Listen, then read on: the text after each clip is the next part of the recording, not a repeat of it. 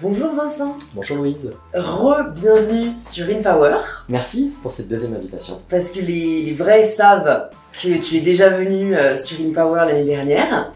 Un épisode qui avait été vraiment très apprécié et je crois que tu étais en fait le premier psychologue que je recevais sur le podcast qui a un peu ouvert la voie à d'autres psychiatres ou psychologues et voilà, je voulais te réinviter sur InPower parce que mine de rien, on n'avait pas eu le temps de parler de tout la dernière fois. Peut-être juste avant, pour celles et ceux qui n'ont pas encore écouté le premier épisode que je mettrai dans les notes du podcast, tu peux te présenter de la façon dont tu le souhaites. Alors, je m'appelle Vincent Tribou, je suis psychologue, psychothérapeute, comportementaliste et cognitiviste. Et je travaille majoritairement avec les personnes qui ont des TOC, qui ont des attaques de panique, qui ont ce qu'on appelle de l'anxiété sociale, qui ont de la dépression résistante, qui souffrent de troubles bipolaires. Voilà, c'est majoritairement ce que je fais toute la journée. Et je travaille en libéral. Voilà. Ouais, et tu écris à côté de et j'écris des livres, ouvrages, j'écris mes mémoires, comme tu le sais, en 17 volumes. En 17 volumes? Non, j'écris des bouquins majoritairement pour les psychiatres et les psychologues. D'accord. Et j'ai un petit peu plus de vulgarisation à côté. L'idée étant que si les patients comprennent ce qui se passe dans le cerveau, ils peuvent après agir. Power is knowledge, c'est ça? Ouais. Knowledge is power. Voilà, le savoir c'est pouvoir et je pense que c'est si vrai et c'est tellement un... En fait, je pense que tout le monde a envie de maîtriser son cerveau et il y a un sujet sur lequel on pourrait commencer qui m'intéresse, qui je sais intéresse pas mal de gens parce que j'ai posé la question sur Instagram avant de te recevoir. C'est un peu le lien entre émotion et rationalité. Et je pense que, alors de ce que je comprends, mais tu vas bien sûr le préciser bien mieux que moi, j'ai l'impression qu'il y a un peu des archétypes de personnes qui fonctionnent beaucoup par l'émotion, des personnes qui fonctionnent beaucoup par la rationalité et par la raison, et des personnes qui jonglent un peu entre les deux, mais en fait je me demande un peu quel est l'impact de l'un sur l'autre et de l'autre sur l'un, et à quel point, en fait, est-ce qu'il y a, on va dire, une stratégie pour essayer de réguler, en fait, par exemple, nos émotions pour réguler le cerveau, ou réguler notre cerveau pour réguler les émotions. Tu vois, quelle incidence l'un peut avoir sur l'autre? Alors, on a combien de temps? Nous avons du temps. On a Nous avons 2 heures. Alors ça, c'est hyper intéressant parce que je crois que depuis la philosophie, depuis l'aube de la philosophie, ce débat sur le rationnel et l'émotionnel, c'est hyper important. Mais tu sais, comme la séparation corps et esprit. On va reprendre ce que je disais tout à l'heure quand je me présentais sur ce que c'est que le cognitivo-comportementalisme, donc les thérapies cognitivo-comportementales. Dans les années 60, on reprend les études de Pavlov, tu sais, avec son chien, qu'il a dressé à baver quand il entend une cloche sonner. Ça entraîne le réflexe, il sait qu'il va avoir à manger. Donc on a compris la notion de conditionnement, on a compris la notion de répétition. Quand tu répètes un comportement, le cerveau l'automatise. Et on découvre à l'époque, dans les années 60, que quand on modifie un comportement, on génère une modification des pensées. Par exemple, quelqu'un qui a peur des araignées, il évite les araignées. Plus il évite les araignées, plus son cerveau enregistre que les araignées sont dangereuses. Tu lui demandes de regarder des araignées sur Google Images, de le faire tous les jours, à la fin, l'image de l'araignée ne le dérange plus. La pensée, la cognition, l'araignée est dangereuse, c'est effondré. Je suis en danger, ça s'est effondré. Et là, on découvre dans les années 60 ce qu'on appelle l'exposition. Tu te confrontes à quelque chose qui te fait peur, de manière progressive, light, mais aussi l'exposition en imagination. Tu visualises un scénario catastrophe, par exemple, un jour mes parents vont mourir. Et tu les visualises morts, sur le lit d'hôpital, comme ça. Il peut y avoir des larmes, il peut y avoir beaucoup d'angoisse. Et puis le cerveau, il digère, ça diminue. Et cette idée, je ne pourrais pas fonctionner seul sans mes parents, elle disparaît. Donc on découvre que la modification du comportement modifie la pensée, et modifie l'émotion. Ça, c'est les années 60. À l'époque, il y a Albert Ellis et Aaron Beck, deux psychologues américains, qui disent « Mais attendez, ce serait bien aussi qu'on agisse sur les pensées. Est-ce que, un peu comme faisait Socrate, modifier ta conception de quelque chose fait que tu vas le voir différemment ?» Qu'est-ce que je pourrais te donner comme exemple? Un exemple classique, un patient qui me dit qu'il a eu un accident sur l'autoroute et il déprime de ne pas avoir réussi à faire autrement. C'est qu'en fait, il a embouti la voiture de devant, il a été embouti par la voiture de derrière, et il rumine toute la journée qu'il n'a pas fait ce qu'il fallait. Et moi, je lui ai demandé de me dessiner, avec un stylo sur une feuille de papier, où était le terre-plein en béton, où il était lui, et quand on regarde ça, je dis, en fait, j'ai pas compris ce que vous auriez dû faire. Parce que je pense que même Alain Prost, il n'aurait pas pu faire différemment. J'ai eu pensé réellement qu'il y avait moyen de faire différemment. Moi, j'ai plutôt l'impression, en fait, que vous avez réussi à pas tuer votre famille. Et quand il regarde le papier, il me dit, mais c'est un fait qu'il n'y avait aucun moyen de faire autrement. Et là, boum, qu'est-ce qui se passe? La culpabilité, elle saute. Donc là, on a modifié la pensée. On a dit, comme faisaient les philosophes grecs, est-ce que si tu te décentres et tu te mets différemment, la configuration des choses par un nouvel éclairage. Et là, boum, qu'est-ce qui se passe? La modification de la pensée entraîne une disparition des émotions négatives. Ça, c'est les années 70. Et on arrive après dans les années 80 et on dit, mais il y a peut-être des moyens d'attaquer l'émotion elle-même. Est-ce qu'on peut modifier l'émotion sans modifier ni le comportement ni la pensée? Et notamment, ce qui est hyper intéressant, cette idée qu'une pensée entraîne une émotion, oui, c'est intéressant, mais il est possible aussi qu'une émotion entraîne une pensée. Quelqu'un, par exemple, qui subitement a un problème de thyroïde. La thyroïde se met à mal fonctionner, tu te sens déprimé, tu commences à te sentir nul, à te dévaloriser. La pensée, elle vient à cause de la thyroïde. Donc la thyroïde est mal régulée, elle entraîne des émotions, et cette émotion génère une pensée de dévalorisation et de nullité. Donc là, on se dit, ok, si on agit sur les émotions, est-ce qu'on va pouvoir moduler les pensées?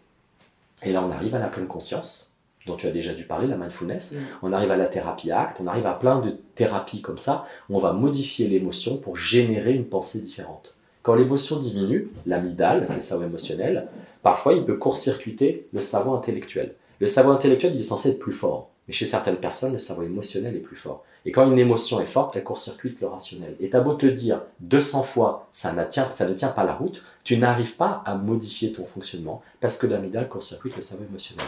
Donc, conclusion, il y a des gens génétilement qui ont l'un des deux cerveaux plus puissants que l'autre. Il y a des gens qui ont été dans des familles où on a aidé à réguler les émotions.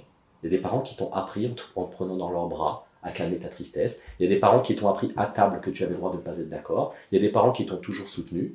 Et il y a des parents, en fait, où on ne parlait pas, où ils ont systématiquement invalidé ce que tu disais, et le cerveau émotionnel ne fonctionne plus correctement. Ou alors il explose. Tu vois? Donc entre la génétique, entre l'environnement familial, ton tempérament de base, il y a plein de critères qui vont faire qu'il y a l'un des deux cerveaux qui va être plus puissant. Et donc on va devoir intervenir en thérapie sur mettre un peu plus de rationnel chez les impulsifs, ou en effet calmer un peu le thermostat, c'est-à-dire la casserole de lait sur la plaque, elle va déborder, il faut qu'on baisse la plaque. Et là, c'est vraiment le cerveau émotionnel. Écoute, il y a plusieurs questions qui me viennent par rapport à ces sujets-là. Il y en a un que j'ai envie de poser d'abord, c'est, tu sais, ce que tu disais par rapport à la pleine conscience et le fait un peu de changer d'angle et le fait peut-être enfin, je vois ça comme le fait un peu de se rassurer ou de trouver un autre prisme qui permette de voir les choses différemment. Quelle est la différence entre ça et la méthode Coué? La méthode Coué, c'est tout va bien, tout ira bien, il n'y a pas de problème. C'est un genre de mantra que tu répètes qui est pour moi comme une prière. Tu te dis quelque chose pour essayer de te calmer. Mais c'est comme si tu dormais avec ton doudou en fait. Où tu dis j'ouvre la porte est entrebâillée, donc s'il y a un problème, mes parents entendent. Alors que la restructuration cognitive, tu modifies la pensée parce que tu mets simplement sur papier plein d'arguments qui montrent que cette pensée ne repose sur rien.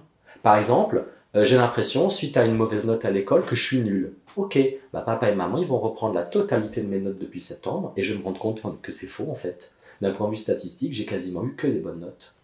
Et là, j'ai la preuve sur papier que cette pensée vient de nulle part. Ça, c'est la restructuration cognitive. C'est construit sur des arguments, des certitudes, où tu te rends compte que la pensée est arrivée de manière foudroyante, imaginaire. Elle est sortie de nulle part, elle est tombée du ciel et elle dit « Ah, coucou, donne-moi de l'argent » et tu dis « Mais vous êtes qui? Montrez-moi vos papiers d'identité, vous êtes qui ?»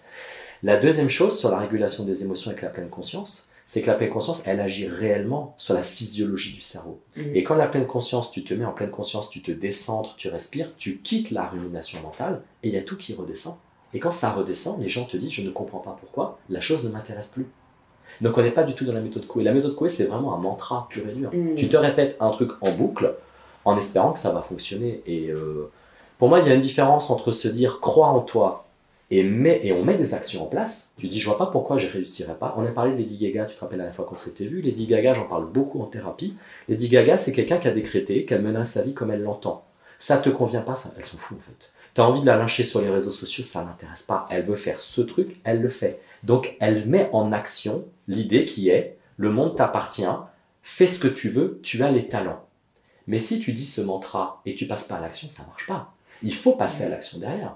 Donc ce truc, par exemple, je me rappelle quand j'étais gamin, ma mère me disait « Ah, tu sais, il y a une technique pour apprendre une leçon, tu mets ton cahier sous ton coussin. » Je dis « Enfin, si tu l'as pas appris, tu ne le sauras pas plus demain. » Ouais, mais ça, c'est peut-être un truc pour rassurer l'anxiété, mais elle avait sûrement passé 1 ou 2 heures à apprendre sa leçon de géographie, tu vois. Donc si tu mets le cahier sous le coussin, mais que tu le lis pas, je pense que ça marchera pas. Donc un mantra ne peut avoir d'intérêt que s'il est suivi d'une action. S'il n'y a pas d'action, le mantra, il s'effiloche. Mais dans le cas de Lady Gaga, tu vois, je pense qu'on aspire toutes et tous à faire en sorte que le monde nous appartient, à s'en foutre du regard des autres. Après, entre la théorie et la pratique, c'est quand même extrêmement compliqué, tu vois. Je sais pas si tu connais un peu la vie de Lady Gaga ou ce qui a fait qu'elle en est arrivée à là, mais est-ce que tu penses que ça se travaille? Est-ce que tu penses que c'est fake it until you make it? Parce que en fait, on a beau dire, même moi qui me soucie assez peu globalement du regard des autres, forcément, quand on va m'attaquer sur un sujet qui me tient à cœur, je peux pas faire comme si ça m'était complètement égal, tu vois, et je sais pas, tu vois, s'il y a un moyen pour les personnes qui nous écoutent d'arriver en tout cas à être un peu plus, j'aime bien le terme, unapologétique, tu vois, ne pas s'excuser d'être qui ils sont et le faire parce que juste en fait, ils ont envie de le faire, quoi. Lady Gaga, je pense qu'elle a déjà de base un tempérament de feu. Elle a un tempérament de feu, mais comme des gens comme Madonna ont des tempéraments de feu. Ce sont des gens, on est sur la partie génétique, c'est que tu as des enfants qui déjà à 2-3 ans vont être téméraires, aventuriers, pas angoissés. Et ils vont donner des adultes hyper charismatiques, flamboyants et tout. Ça, on est sur l'hypothèse biologique, c'est qu'il y a des bébés qui tiennent un peu plus le coup et d'autres qui sont hypotoniques. Voilà. Ça, on ne peut pas remettre en cause la partie biologique et génétique. Donc elle, je pense en fait qu'elle a de base un cerveau qui lui permet de très vite lâcher l'affaire et de ne pas s'embarrasser. Indépendamment du fait qu'elle a eu des troubles alimentaires, qu'elle a eu des consommations de drogue, qu'elle a fait de la dépression, qu'elle a subi une agression sexuelle, elle a réussi à remonter. Donc il faut qu'on la prenne comme un modèle qu'on peut y arriver, et je vais me reposer sur elle, on y va. Elle ne doit pas devenir un modèle culpabilisant, comme je t'avais dit l'année dernière de Beyoncé, qui est tellement une machine de guerre que moi elle m'angoisse en fait. Elle est tellement parfaite que tu te dis, on ne peut pas devenir comme elle. Elle n'a pas de vulnérabilité. C'est un gruyère qui n'a pas de trou, il n'y a pas d'aspérité, il n'y a rien, tu te dis, waouh, elle est angoissante. Donc il ne faut pas que ce soit des modèles où on se dit, je n'y arriverai jamais. Hier, j'ai eu une conversation hyper intéressante avec un patient. Là, il y a un monsieur qui est handicapé, qui n'a pas de bras, pas de jambes et qui a traversé l'océan. Ah oui, t'es au courant? J'ai entendu, j'ai vu ça sur mon téléphone. Je l'ai reçu sur InPower si tu veux, pour le retour. Et en fait, je me suis dit, ok, est-ce que c'est une démonstration qu'on peut toujours arriver à concrétiser ses rêves? Ou est-ce que c'est malencontreusement, et il s'en est pas rendu compte, une magnifique leçon de culpabilité pour les gens qui n'arriveront pas à faire le micronium de ce qu'il fait? Il y a plein de gens en chaise roulante qui dépriment toute la journée, que leur vie est finie. Et ils vont voir ce monsieur à la télé, il y en a certains qui vont se dire « lance-toi », et d'autres qui vont se dire « je suis définitivement une merde comparé à lui ». Et moi j'ai l'impression qu'il y a des personnes comme ça qui peuvent devenir tétanisantes de réussite, où tu te dis « j'y arriverai jamais ». En plus, tu n'as pas le making-of derrière. Ouais. Donc, à nouveau, je pense qu'il y a des gens qui ont un tempérament de feu, je pense qu'il y a des gens qui ont un entourage qui leur facilite la vie. Il y a des gens qui ne savent toujours pas écrire et lire le français. Il y a des gens qui se lèvent à 5 h du matin pour aller faire des ménages. Très honnêtement, je pense que quoi qu'ils fassent, ils vont avoir du mal à réussir à passer à la deuxième vitesse parce que leur environnement est très compliqué. Nous, on est quand même des bourgeois, soyons honnêtes. On a des familles qui fonctionnent bien, même s'il n'y a pas énormément de pognon, il y en avait un petit peu. On a réussi à faire des études et compagnie. Il y a des gens, très honnêtement, qui, quoi qu'ils fassent, ils n'y arriveront pas. Il n'y a pas les moyens. Mais alors, je et il y a des phrases dans la tête aussi. Ouais, je suis vraiment revenue, moi, du quand on veut, on peut. Ah bah ça, ça ne marche pas. Maintenant, je préfère là où il y a une volonté, il y a la possibilité. Parce que, en fait, je suis totalement d'accord avec toi, quand tu viens d'un milieu extrêmement modeste, que tu as en plus peut-être des problèmes de famille, enfin que tu as des priorités qui ne sont pas celles des personnes privilégiées, c'est facile de dire ça ne tient qu'à toi de réussir. Mais en fait, je trouve que ça n'aide pas non plus de leur dire, bon, bah, de toute façon, statistiquement, vous êtes foutus. Donc, bon, bah, satisfaites-vous de ce que vous avez. Et en fait, c'est compliqué, hein, mais je pense que des personnes. Tu vois, j'ai reçu aussi sur InPower récemment Kelly Massol et je vous invite à écouter son épisode. C'est une femme qui vient d'un milieu extrêmement modeste, qui a été élevée par la DAS, qui était en foyer, qui n'a pas fait d'études, qui n'avait rien, et qui aujourd'hui a créé un empire de produits pour les cheveux texturés. Et bien sûr, l'idée n'est pas de dire si vous n'êtes pas Kelly, vous avez raté votre vie, mais c'est de dire regardez, un autre champ des possibles s'offre à vous, et c'est un peu toute la différence entre inspiration et comparaison. Mais comment la faire, cette différence? C'est ça qui est compliqué, je trouve. Il y a des gens qui te diront très clairement, quand je vois quelqu'un qui réussit directement, mon cerveau me dit « tu es une merde ». Et en fait, il passe la journée sous la couette. Donc c'est ça qui est très intéressant. Entre les pathologies psy, les familles qui t'ont dénigré, très rapidement, tu peux avoir cette épée de Damoclès permanente, un peu de ce saboteur à l'intérieur qui va te répondre « c'est même pas la peine d'essayer ». Et ces gens-là, tu pourras rien faire pour qu'un modèle devienne motivant. C'est vraiment incrusté dans le cerveau. Donc, et là, on voit, c'est toutes les pathologies de l'attachement et les pathologies traumatiques. Ces personnes-là ont une conviction profonde de nullité. Donc, elles n'arriveront pas à se sortir de ça. Lady Gaga, je pense, n'est pas dans ça. Parce que vu l'évolution qu'elle a depuis qu'elle a 17 ou 18 ans, il n'y a rien qui lui résiste. Mais tu as des personnes très clairement qui sont les championnes du monde de l'autodénigrement.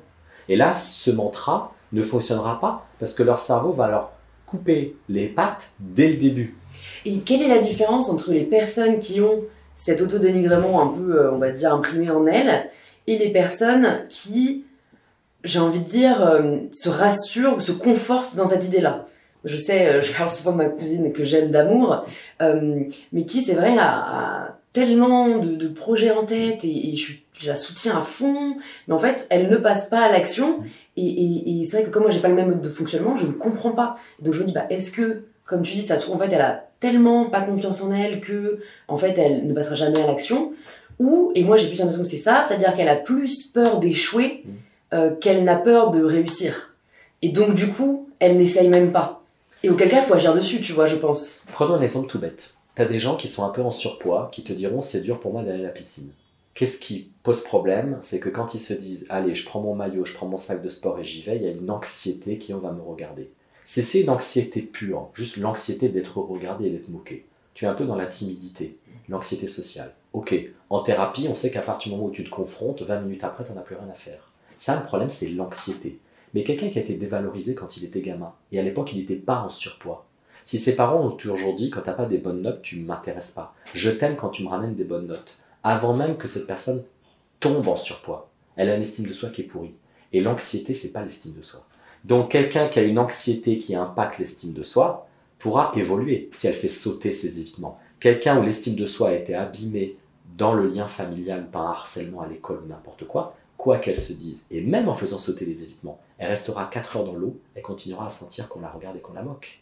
Et là tu diras, l'exposition, ça marche pas. Oui, parce que l'estime de soi ne peut pas progresser en thérapie comportementale et cognitive. Elle a été forgée par les attachements quand tu étais gamin, et là clairement il faut de la thérapie des schémas ou de l'EMDR, tu vois. Donc ça dépend vraiment de comment la chose a été construite. Et là on touche à un sujet extrêmement intéressant qui est pas mal revenu aussi dans les réponses à la question que j'avais posée sur ta venue, c'est comment savoir quelle psy choisir, comment savoir quelle thérapie choisir, parce que tu vois ce que tu dis là, en fait, comment une personne peut avoir conscience qu'en fait c'est pas d'une thérapie cognitive, comportementale dont elle a besoin, mais qu'en fait c'est une thérapie des schémas. Compliqué. Ah mais pour nous c'est très compliqué. C'est pour ça qu'on va passer plusieurs entretiens, demander à la personne comment fonctionne sa vie, qu'est-ce qu'elle a comme symptômes, quels sont les déclencheurs au quotidien qui s'allument, à quoi elle pense, qu'est-ce qu'elle a comme émotion, est-ce qu'il y a potentiellement des déclencheurs passés, est-ce qu'il y a de la dépression, des problèmes de thyroïde, n'importe quoi. Et on va passer un paquet d'entretiens pour essayer de comprendre simplement, faire comme une prise de sang et regarder en gros qu'est-ce qu'il y a dans les tubes, qu'est-ce qu'on voit au microscope. Et une fois qu'on a fait cette ribambelle de rendez-vous, on commence à réfléchir, ok, est-ce qu'il y a une porte d'entrée sur la pleine conscience, une porte d'entrée sur la TCC, une porte d'entrée sur le MDR. Mais quand tu vois ton patient, il y a des trucs qui sont évidents. Une patiente qui me dit qu'elle a des angoisses dehors depuis qu'elle a failli avoir un accident de voiture où elle a été renversée par un camion quand elle était en vélo, et le camion s'est arrêté à ça de sa tête. Comment veux-tu qu'elle ne soit pas angoissée quand elle sort dans la rue? Ça fait état de stress post-traumatique, il ne faut pas chercher. Très bien, partez directement en thérapie EMDR. Quelqu'un qui te dit que voilà, elle est un peu déprimée subitement à 40 ans sans raison. Ok, c'est les hormones, c'est la thyroïde, qu'est-ce qui s'est passé? Là, moi j'ai bien envie qu'on aille tester d'un point de vue biologique. Quelqu'un qui te dit qu'il a des hauts et des bas depuis qu'il est gamin, des jours avec, des jours sans, de l'impulsivité, des automutilations, ok, le truc ça pue le trouble bipolaire ou les éléments borderline. Ça c'est tellement énorme que tu ne peux pas passer à côté. Mais il y a des patients qui ont des angoisses un peu diffuses, des problèmes de confiance un peu diffus, des problèmes de déprime un peu diffus, et là il faut beaucoup de rendez-vous pour poser un diagnostic. Et moi, je ne veux pas dégainer une technique tant que je ne suis pas sûr à 2000% d'un diagnostic. Et parfois, tu changes de diagnostic parce que tu as des nouveaux éléments qui arrivent. La personne te dit « Ah, j'avais oublié de vous raconter ça ». Et au rendez-vous d'après, tu retournes complètement ta veste. Mais des gens qui vont te catapulter une technique au bout de 10 minutes ou qui ne font qu'une seule technique, moi, ça me dérange un petit peu. Donc, pour répondre à ta question, perdons du temps en diagnostic. Regardons sur Internet qu'est-ce que la personne fait. Est-ce qu'elle a des diplômes? Est-ce qu'elle est diplômée d'État? Est-ce qu'elle a été dans des instituts de formation qui sont reconnus par l'État? Ou est-ce que c'est des psycho-coachs, machin, qui parce qu'ils ont fait eux-mêmes une thérapie, ont décrété qu'ils allaient faire du développement personnel et ils ont rien, ils n'ont aucun diplôme. Et malheureusement, tu as une brèche au niveau juridique. N'importe qui peut demain être coach s'il a envie. Et ça, c'est aussi quelque chose qui est beaucoup revenu, les dérives du développement personnel. J'en ai un peu parlé dans mes dernières vidéos YouTube parce que, comme tu le sais, j'en ai été un peu déçue de ce milieu-là, même si c'est très prometteur. Et qu'est-ce que tu penses? En fait, c'est compliqué parce que d'un côté, je me dis, il y en a qui font pas de mal, qui donnent des conseils et c'est une bonne volonté. De l'autre, voilà, les réseaux sociaux, il y a du bon comme du moins bon. Et c'est vrai qu'aujourd'hui, tout le monde peut se revendiquer coach. coach, mais vraiment, tu sais, en plus, ils donnent des mots un peu intelligence sociale, des trucs qui donnent envie. Qu'est-ce que tu en penses de ça, en fait? Est-ce que tu vois passer, toi, toutes ces personnes qui font des vidéos, qui se disent coach, et qui, en plus, comme on est dans une société de l'immédiateté, qui souhaitent avoir des réponses rapidement, il y a ce que tu disais, il y a énormément de vidéos de... moi, je me souviens d'un truc que j'avais essayé, quoi, je rigole en y repensant. C'était un mec qui disait, si vous êtes angoissé, et en gros, il fallait regarder en l'air, et en gros, le fait de contempler, apparemment, ça faisait immédiatement baisser le niveau d'anxiété. Bon, moi, évidemment, ça n'avait pas beaucoup marché, mais la vidéo avait genre 1 million de likes, donc ça aidait apparemment des gens, enfin...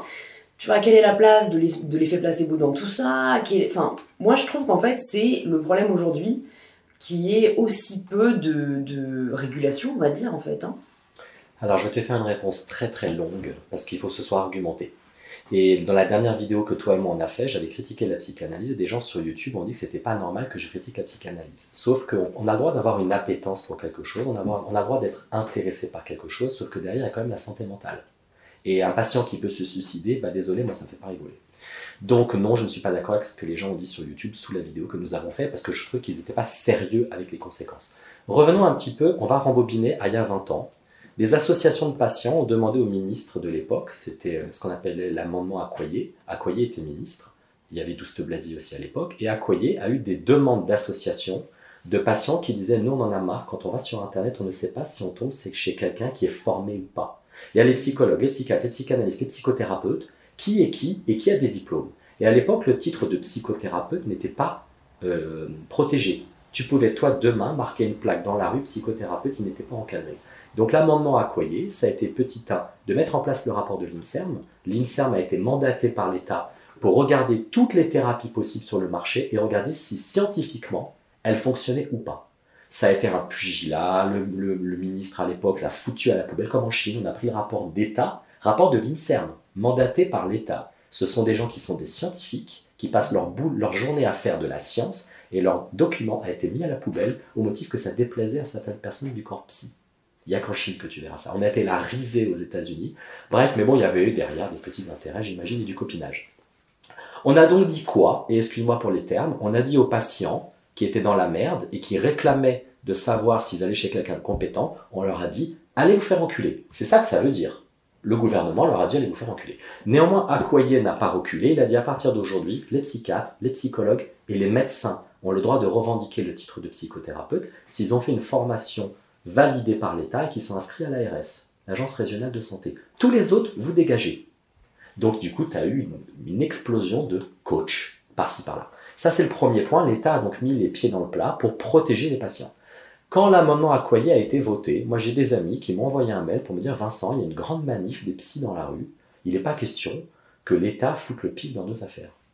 Donc rejoins-nous à la manif. » Puis moi je leur ai répondu « En fait non, parce qu'en fait ce sont des associations de patients qui ont réclamé à l'État de ne pas aller chez n'importe qui. Moi je ne vais pas manifester dans la rue contre les patients, il faut arrêter de déconner. Ils ont le droit, moi quand je vais chez le dentiste, j'attends à que ce mec soit diplômé d'État. Enfin, ça me paraît une évidence. Mais dans la psychologie et la psychiatrie, c'est le seul endroit où ce serait normal de ne pas avoir de diplôme et de ne pas avoir à se justifier de si tu es compétent ou pas. C'est inconcevable avec un cancérologue, avec un, je sais pas, avec un médecin généraliste. C'est inconcevable. Tu as appris, là, je sais pas, il y a dans la presse, il y a 2-3 semaines, un dentiste qui a charcuté quelqu'un.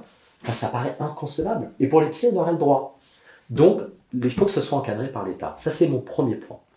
Le deuxième point, c'est qu'à pas très longtemps, il y a quelqu'un qui m'a dit « Ah, regarde les débats qu'on a pu avoir, toi et moi, sur tout ce qui est holistique, et tu connais mon opinion sur l'holistique, les gens qui revendiquent que l'holistique, ce serait génial. Je ne suis pas contre le fait que l'holistique, ce soit génial, je suis contre le fait que les gens qui aiment l'holistique sont contre la médecine scientifique. C'est qu'il y a un refus pur et simple de la médecine scientifique. Tu peux très bien mettre les deux en place.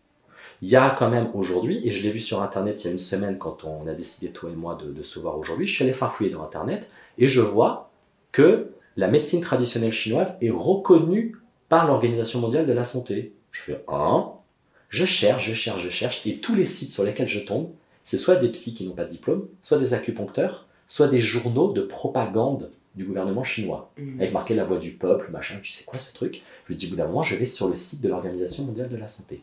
Je tape des mots-clés et je tombe enfin sur l'article en question. Accroche-toi, on est très loin de ce qui est marqué sur Internet, c'est pour ça qu'il faut se méfier, toujours vérifier les sources. L'Organisation mondiale de la santé contient 190 pays. Sur les 190 pays, il y en a 170 qui réclament que l'Organisation mondiale de la santé mette son pif dans les pratiques traditionnelles. Pour une simple raison qu'on a tendance à oublier en France, c'est qu'il y a 80% de la population qui n'a pas accès à des médecins diplômés d'État.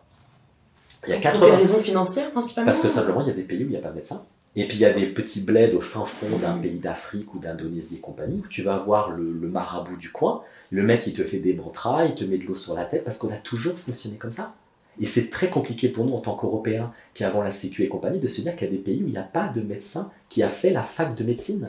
Tu vois, donc 80% de la population mondiale n'a pas accès à des médecins diplômés, à des gens qui font de la tradition, de la médecine traditionnelle. Après, peut-être que les remèdes fonctionnent, on n'en sait rien. Donc les pays réclament un encadrement.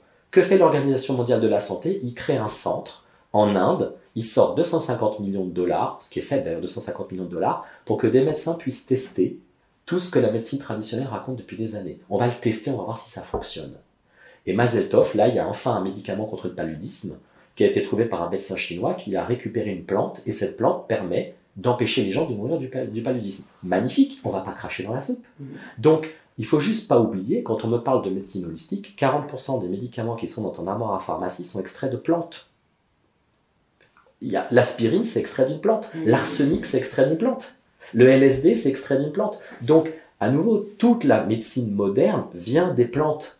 Sauf qu'au bout d'un moment, ça coûte cher, donc on fait des produits de synthèse. Il faut quand même qu'on puisse avoir des médicaments génériques. Quand on te sort, je ne sais pas, 200, 300 millions de doses de vaccins pour le Covid, on n'a pas le temps d'aller chercher les plantes à la serpette. On n'a pas le temps. Il faut qu'on fasse des trucs en laboratoire. Donc, le refus de la médecine scientifique, petit à me pose problème. Et le fait que ces pays-là, qui se prennent de plein fouet l'absence totale de médicaments et de médecins formés, réclament à l'Organisation mondiale de la santé. On en a marre d'être mal soigné et de crever. Est-ce qu'on peut avoir des études scientifiques? L'Organisation mondiale de la santé, oui. On vous crée un centre.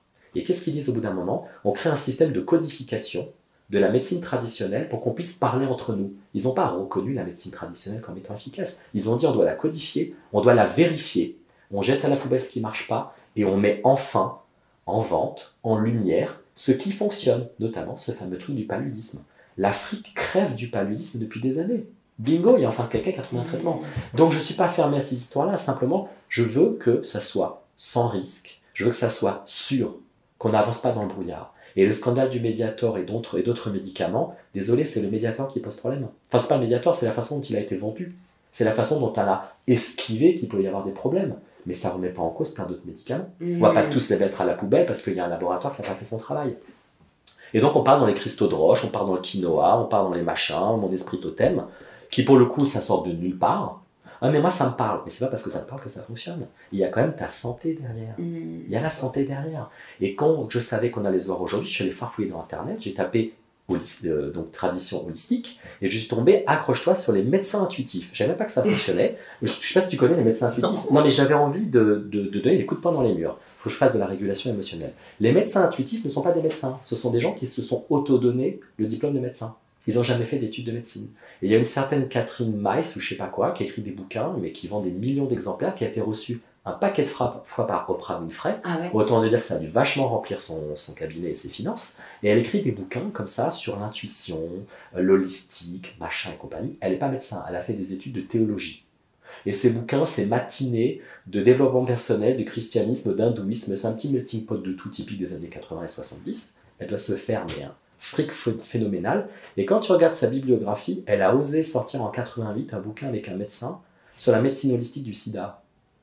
Alors autant te dire qu'en 88, il n'y avait pas de médicaments, les gens tombaient comme des mouches, et on va te dire que ça peut peut-être te transformer, il y a une élévation de l'âme, et qu'il y a sûrement des moyens, je sais pas, parce que le bouquin n'est plus disponible, elle n'est pas folle, il n'a jamais été réédité, où on va guérir par la médecine holistique le VIH. On se fout de la gueule du monde.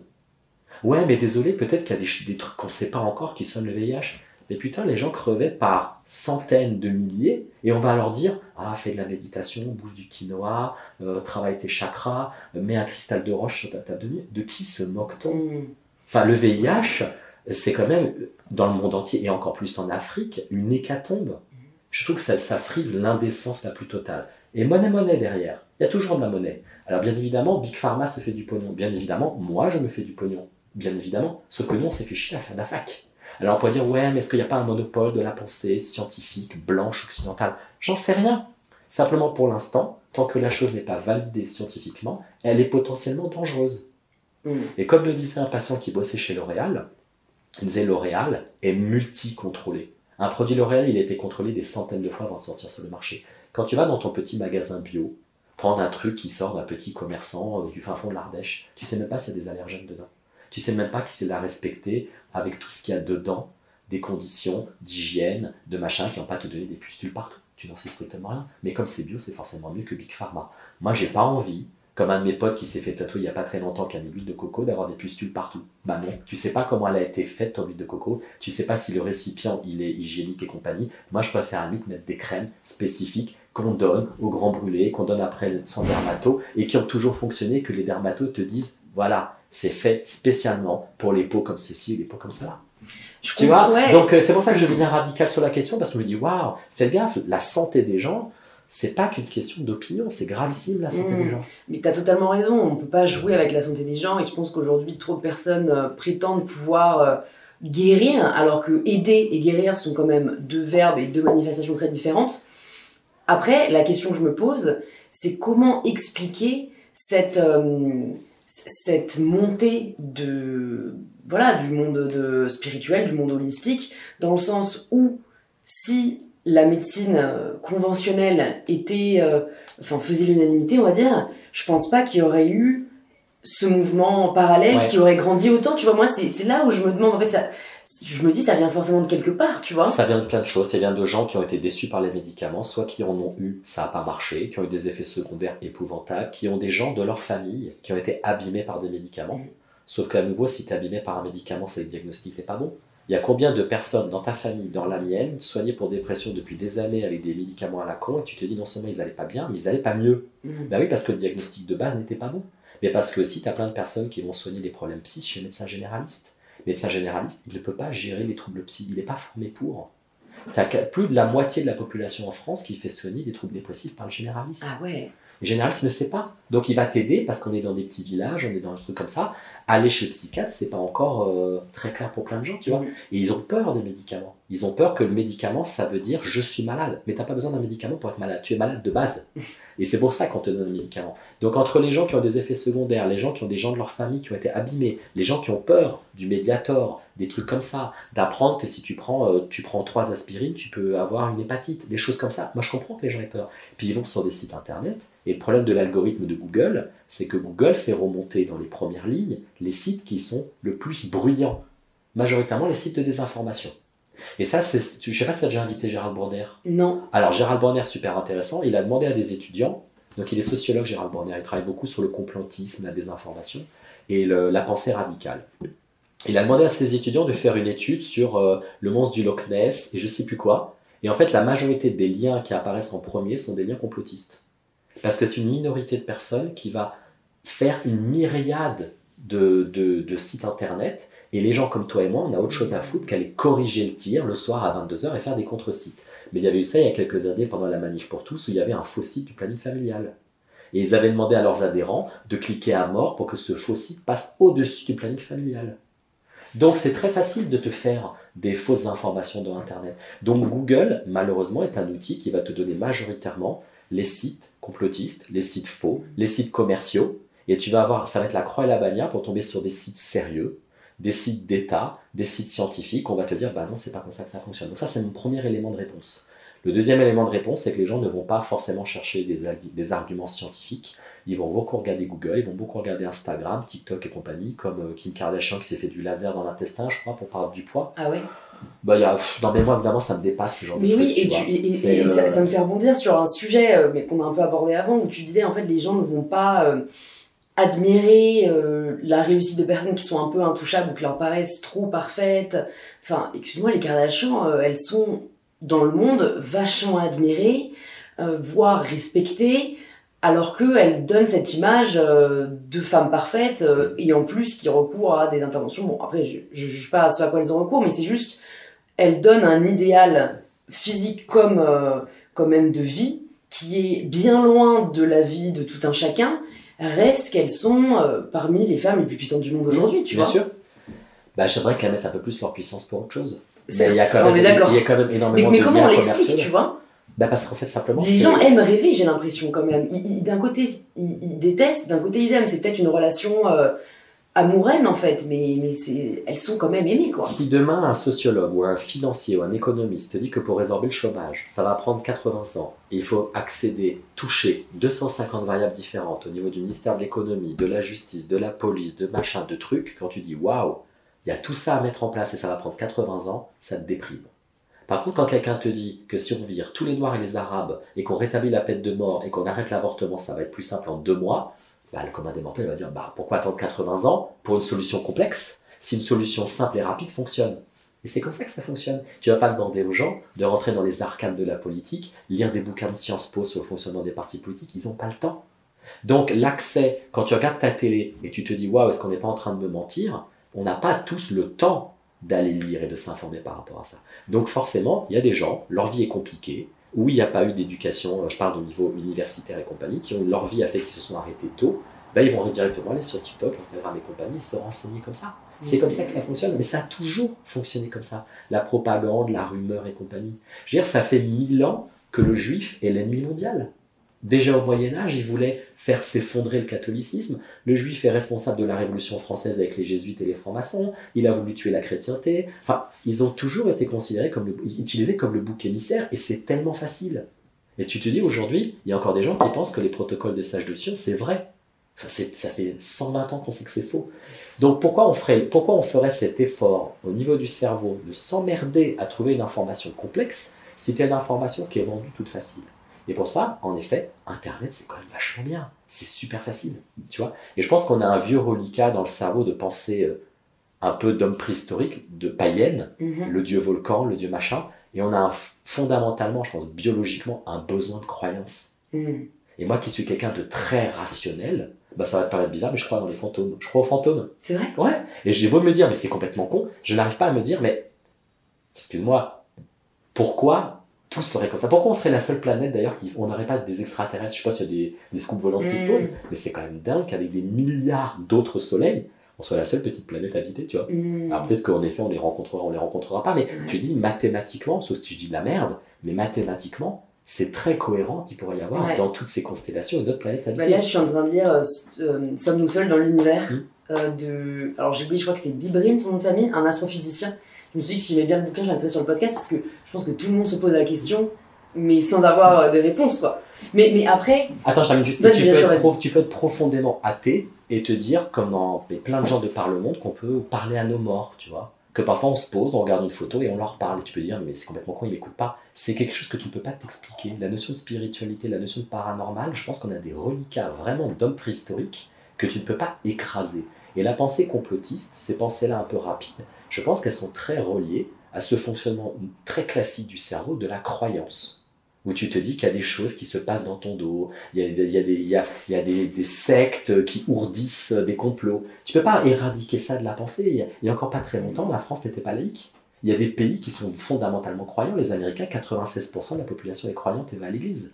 Donc dire derrière qu'on doit être complètement rationnel, peut-être que notre cerveau, quoi qu'il fasse, ne peut pas être complètement rationnel. Et je pense que c'est ça qui fait que tu vas aller voir une vidéo.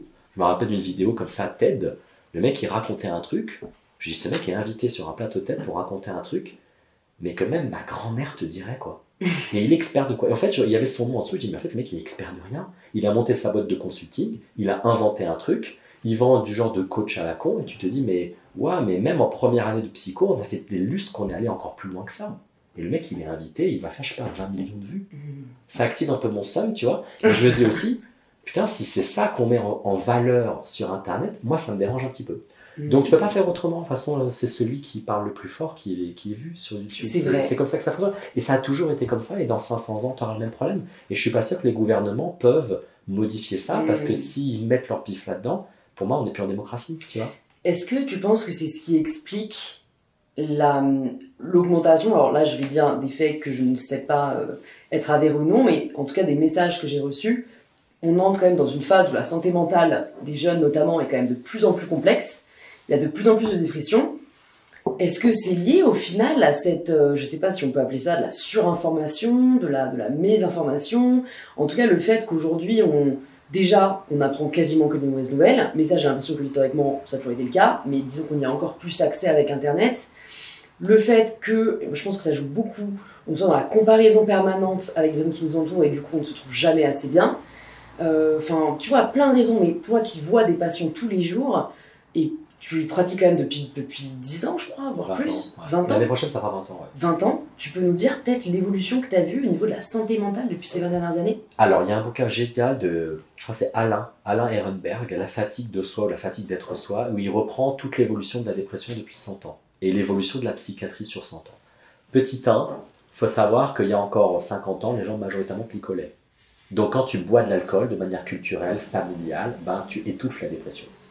Quand on a commencé à diminuer la consommation d'alcool et faire des campagnes nationales sur la gravité de l'alcool dans le cancer et compagnie, ben, les gens buvaient moins d'alcool. Donc toutes les dépressions qui étaient anesthésiées par l'alcool ont commencé à remonter.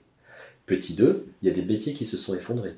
Il y a 20 ans ou 30 ans, il n'y avait pas comme ça plein de filières qui s'effondraient. Le tourisme n'était pas bouché, l'informatique ça n'a jamais été bouché, mais les métiers juridiques c'était pas bouché. Il y a des métiers entiers qui n'existent plus. Il y a plein de métiers de l'internet qui n'existent plus. C'est combien de temps que tu n'es pas allé? Tu n'es jamais allé dans une agence touristique pour booker un voyage. Tu as toujours été sur internet.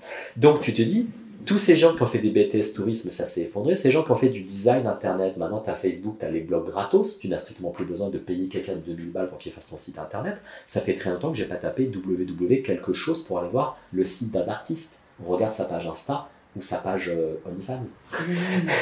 Ça n'existait pas à mon époque, OnlyFans, c'est cool.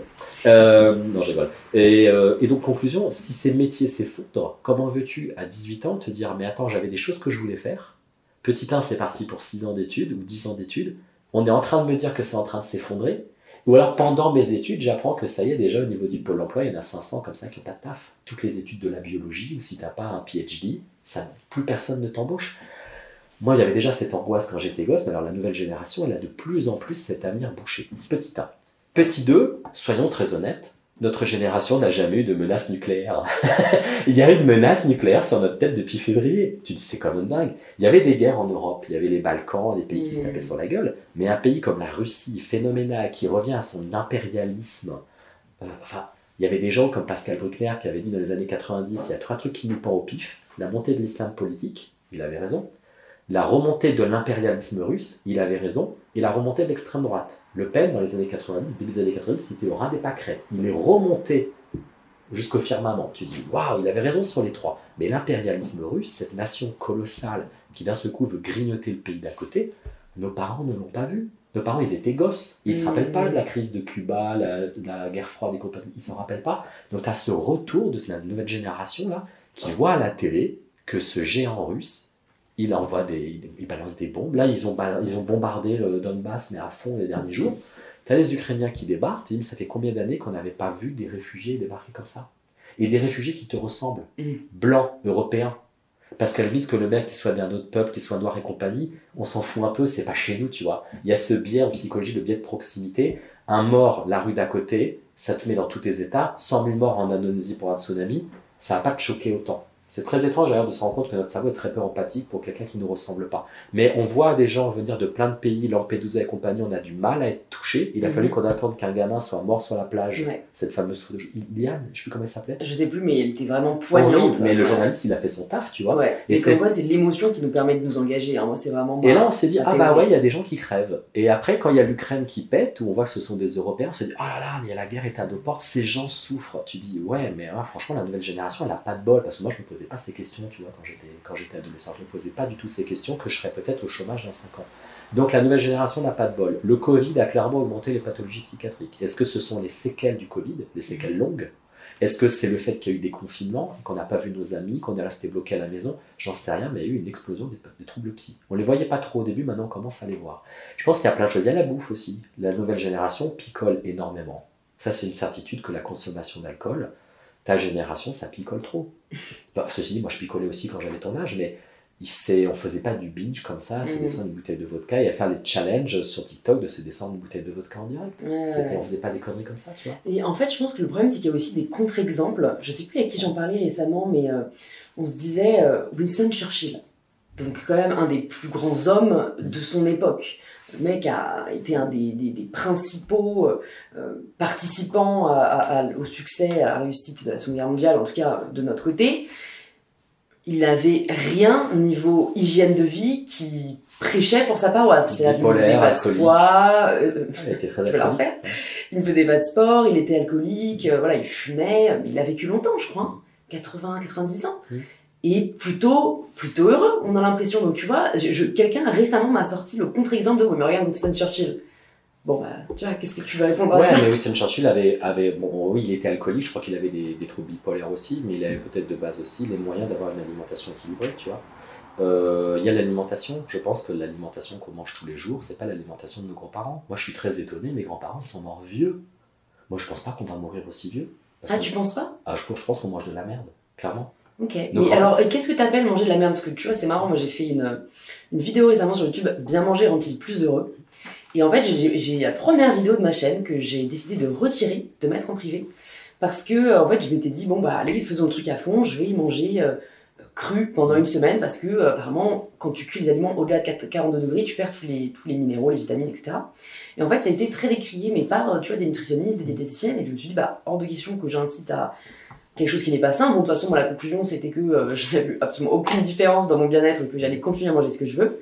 Et en fait, c'est vrai que c'est très compliqué, et on pourra enchaîner sur les troubles alimentaires, mais pour moi, qui est connu des troubles alimentaires et qui a une communauté qui a connu des troubles alimentaires et qui est peut-être encore dedans, de leur dire de faire attention à ce qu'elle mange, parce que pour moi, le coût psychologique de la restriction ou du contrôle de son alimentation est supérieur au coût physique potentiel du fait de manger ce que tu veux. Après, quand je dis manger ce que je veux, en fait, c'est là où je me pose vraiment la question. Est-ce que c'est manger pas transformé, donc manger du fait maison, qui est un peu mon parti pris. Je mange de tout tant que c'est bien fait, et les viennoiseries qui sortent de ma boulangerie, je pars du principe que c'est pas sain, mais en tout cas ça peut pas me faire de mal de temps en temps, parce que c'est fait avec des bons produits. Mais est-ce qu'au final, bien manger pour vivre longtemps, c'est ce que prônent pas mal d'Américains, et que j'entends beaucoup sur des podcasts américains, que je trouve un peu problématique, parce que tu sais, c'est des personnes qui ont vraiment une paroisse, et qui vont te dire, tel aliment tu peux, tel aliment, j'ai entendu le mec qui disait les tomates surtout pas, parce que je sais pas, il y a des pépins qui font que j'ai oublié la raison. Mais le pépin est fourbe. Hein. Voilà, le pépin, il faut s'en méfier. Donc en fait, ça finit par être une telle prise de tête sur ce que tu peux ou non manger que moi, mon discours, c'est plutôt de dire, honnêtement, écoute ton corps, mange ce qui te fait plaisir, oui, diversifié, oui, voilà, sain, mais sans te prendre trop le chou, parce que sinon c'est pénible, quoi. Et les femmes en sont plus victimes quand même, je trouve. Je pense que nos parents et nos grands-parents mangeaient très peu de produits transformés. Notre génération, on mange plein. Nos grands-parents et nos parents ne prenaient pas des sandwichs le midi au boulot. Ils préparaient à manger. Moi, j'ai jamais vu mes parents acheter des trucs tout faits. Ma mère, elle achetait du riz qu'elle faisait cuire, elle achetait des tranches de poulet qu'elle faisait, des champignons. Il y avait parfois des trucs en boîte classiques, mais pas des masses. Moi, j'ai l'impression que je bouffe que du transformé parce que j'ai pas le temps. En même temps, je fais pas gaffe. On peut pas être en bonne santé quand on mange des machins comme ça. Mes parents ne boivent quasiment pas d'alcool. Mes grands-parents ne buvaient quasiment pas d'alcool. Ils fumaient quasiment pas. Il y a pas mon grand-père qui a fumé, je crois que j'étais même pas né. Il n'y a jamais eu de tabac dans ma famille. Mais et ils sont morts à plus de 90 ans. Statistiquement, les gens fumaient plus avant quand même, quand on savait pas que c'était nocif. Mais est-ce qu'ils fumaient un paquet comme ça? Tu vois, ouais, entre ton grand-père qui fumait la pipe un petit peu le soir et puis les gens qui fument un paquet par jour ou 2 paquets par jour et qui picolent et qui avec la Nespresso se font 6-10 cafés dans la journée, moi j'ai pas l'impression que mes parents, mes grands-parents buvaient 6 à 10 cafés dans la journée. Et comment tu expliques cet excès? Je sais pas, parce que c'était simplement plus facile. Il y avait peut-être pas autant de boulangeries, de machins prêts à l'emploi aussi. Enfin, tous ces sandwichs que tu peux acheter en grande surface, ils n'existaient pas il y a 20 ou 30 ans. Donc je pense qu'ils avaient été habitués de base à fonctionner comme ça, et quand ils ont vu ces trucs apparaître, ils n'ont pas pris le pli parce que c'était pas leur génération. Nous, il y a cette facilité à le faire, on mange, je pense, beaucoup plus de sucre. Enfin, mais j'ai jamais vu mes parents se défoncer un paquet de machin, dragibus en 10 minutes comme nous. Tu vois. Donc, et en plus, cette appétence au sucre, le cerveau, il est super sensible au sucre. Il adore le sucre, le cerveau. Donc la génération d'avant en mangeait peu, et nous, on en a toujours eu dans les pattes, tu vois. On est une génération qui est plus sollicitée, qui est plus intolérante à la frustration. Alors, je fais des grandes lignes directrices, hein, mais j'ai l'impression que notre génération a plus de problèmes de santé que la génération d'avant. Ah ouais. Et qu'on aura plus de problèmes que la génération d'avant. Je voudrais revenir sur ce que tu as dit tout à l'heure sur le holistique. Par contre, la médecine qui regarde ce que donne la pleine conscience, c'est hyper intéressant. La pleine conscience, c'est bien du bouddhisme et de plein de traditions religieuses. On va dire, oui, mais là, pour le coup, mec, tu critiques le holistique, mais tu parles de la pleine conscience. La pleine conscience, ça fait maintenant plus de 40 ans qu'elle est soumise à des protocoles scientifiques dans la dépression, l'anxiété et compagnie pour voir ce que ça donne. Donc ils l'ont passé au crible des échantillons de patients et tous les ans, tu as X études qui ressortent, ça marche pas, tel échantillon. Donc ça fait très longtemps que cette pratique traditionnelle a été absorbée par la médecine et qu'on l'a regardée, on l'a surveillée pour regarder si elle pouvait être utile pour nous. Donc moi je veux qu'il y ait ça sur plein de trucs traditionnels. Surtout il y a des super trucs qu'on est en train de passer à côté. Et tu vois, je vais te dire quelque chose que je dis beaucoup, enfin je vais pas faire comme si j'en voyais tous les jours non plus, mais que je dis beaucoup aux politiques quand je les rencontre, c'est que je ne comprends pas en fait le manque de communication qu'il y a sur ce qui est mis en place au niveau du gouvernement, au niveau de l'État, même des institutions européennes, parce que bon, il y a beaucoup de choses qui sont mal faites, il y en a qui sont quand même bien faites, qui font bouger les choses, notamment au niveau européen. Le problème, c'est qu'on ne le sait pas. Et donc, je sais plus, je crois que c'était dans l'épisode avec Raphaël Glucksmann où je disais, moi, je pense que chaque ministère devrait avoir un compte Instagram où il partage, voilà ce qui a été décidé aujourd'hui, voilà ce qui a été décidé cette semaine, voilà ce qu'on va mettre en place. Voilà, quitte à ne pas répondre aux commentaires, parce qu'évidemment, il y aura beaucoup de haine, etc. Mais au moins, on a l'information. Et dans ce dont tu parles, tu vois, les protocoles scientifiques, c'est qu'en fait, si tu n'es pas dans le milieu de la médecine, si tu n'es pas un minimum sensibilisé à cela, bah, en fait, personne ne va aller regarder quel protocole... Enfin, tu vois, qu'est-ce qui est backé par la science, qu'est-ce qui ne l'est pas. Et les études, moi je sais parce que j'en ai regardé pas mal, notamment par rapport à la nutrition, notamment par rapport aux calories, etc., c'est des PubMed, c'est des trucs américains, tu vois, qui sont quand même pas grand public.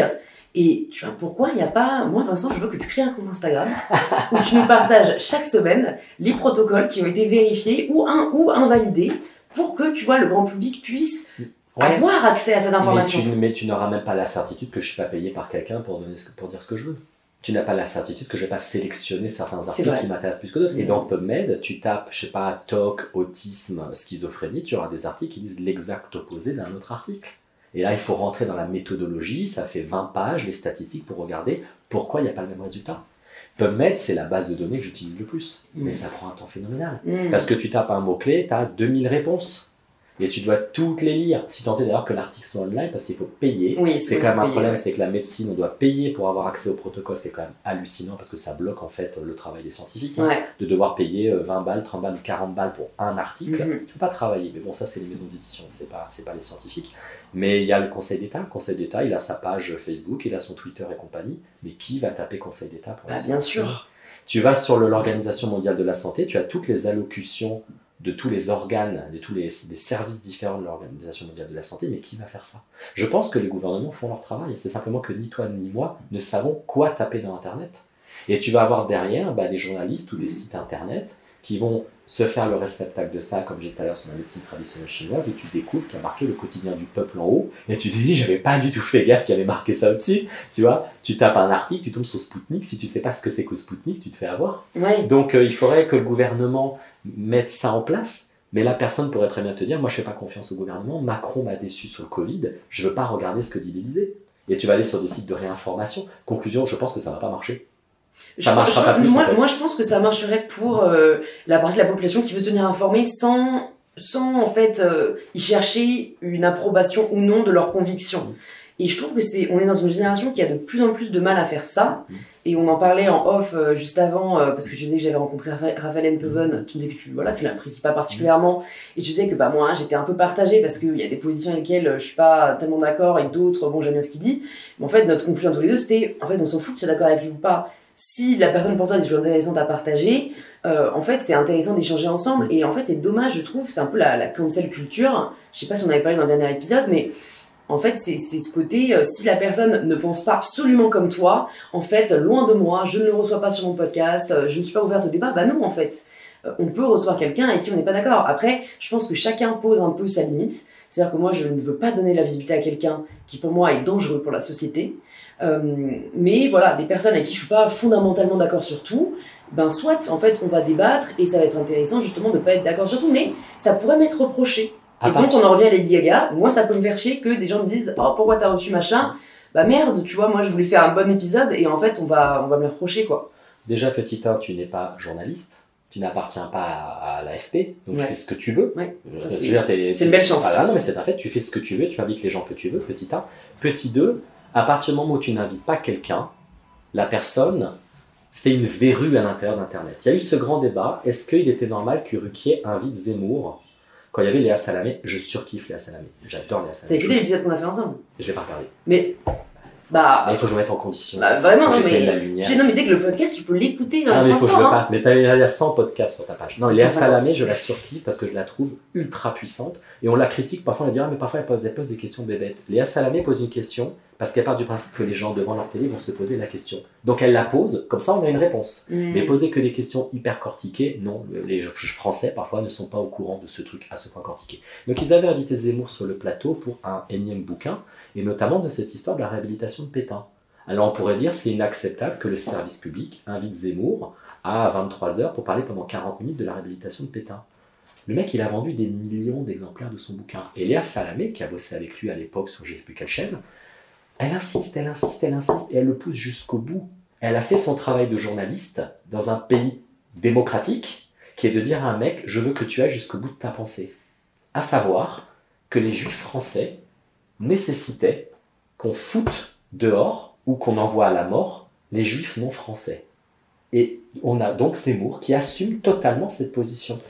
Dans son bouquin, c'est pas aussi clair. Donc, t'as des gens qui vont dire, ouais, il a raison, il y en a marre de la délinquance, il y en a marre des Arabes, nanana, ouais, on va acheter son bouquin et on va voter pour lui. Et t'as Léa Salamé qui fait, oh, service public, ce mec aussi sulfureux soit-il, il vend des millions d'exemplaires. Il n'est pas question qu'il fasse un site internet ou qu'il parle dans des médias qui sont acquis à sa cause. On va le mettre sur le service public et on va faire notre boulot de journaliste. On veut qu'il assume totalement ses propos et qu'il aille jusqu'au bout. Le service public a fait son taf. Mais quand on a interdit certaines personnes de venir à la télé, qu'est-ce qui s'est passé? Ils ont fait leur site internet, entre eux, des sites internet qui font beaucoup, hein. Parfois c'est 1 million, 2 millions de vues par mois, et tu te dis on n'a aucun recours sur ça parce qu'ils ne sont pas invités sur le plateau de télé. Donc c'est toujours le grand débat. Nous sommes un pays démocratique où il y a la liberté de l'expression. Liberté d'expression, c'est pas la citation à la haine, même si les Américains ont souvent tendance à confondre un peu les deux. En France, c'est très clair d'un point de vue juridique. Quand tu invites quelqu'un de sulfureux sur un plateau de télé, je sais pas si tu lui fais de la pub. Je pense qu'il y a des gens acquis à sa cause, de toute façon, même si tu le défonces et tu dis qu'il a tort, ils sont acquis à sa cause. Tu permets à plein de gens un peu border, ou pas au clair, de le prendre en flagrant délit de mensonge. C'est ça l'intérêt aussi de la démocratie, c'est ça l'intérêt des journalistes. Mais quand tu ne traites pas un problème, par définition, il passe par en dessous, ça fait le monstre à la surface de l'eau, tu vois, une forme, et puis après ça gonfle, ça gonfle, ça gonfle. Parce qu'en plus, c'est tellement facile d'être dans la position de l'opposition, et voilà, si jamais tu n'as jamais été confronté par personne, c'est facile de revendiquer ce que tu veux, mais je sais pas si, en fait, c'est ça aussi qui est traître aujourd'hui sur les réseaux sociaux. Après, je me dis, peut-être qu'à l'époque de nos parents, de toute façon, ils achetaient les journaux, voilà, avec les bords politiques qui t'appréciaient, mais en fait, aujourd'hui, moi je le vois très bien, tu vois, je suis pas de compte d'extrême droite, en fait.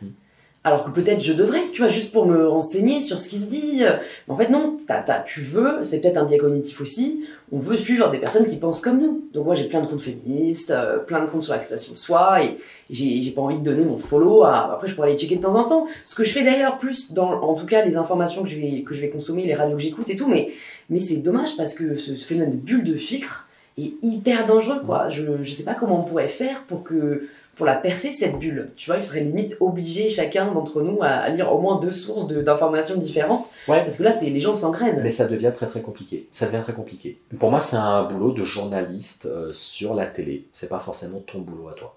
Mais la télé, Vincent, tu sais que l'audience, c'est plus 60 ans. Hein. Ah oui, moi je sais que les gens ne regardent plus du tout la télé. Donc qu'est-ce qu'on fait pour les moins de 60 ans, tu vois? Tu sais, il y a un truc qui s'appelle la dissonance cognitive, c'est qu'à partir du moment où tu apprécies quelqu'un, on a beau te démontrer pendant 1 heure une succession d'erreurs, ton cerveau va bugger, et tu reviendras sur ton opinion avant, parce que c'est très dur de retourner sa veste. C'est très dur de se rendre compte qu'on s'est fait avoir. C'est très dur de se rendre compte qu'on a adhéré et qu'on a sorti des papillons dans le ventre et une émulation pour quelqu'un.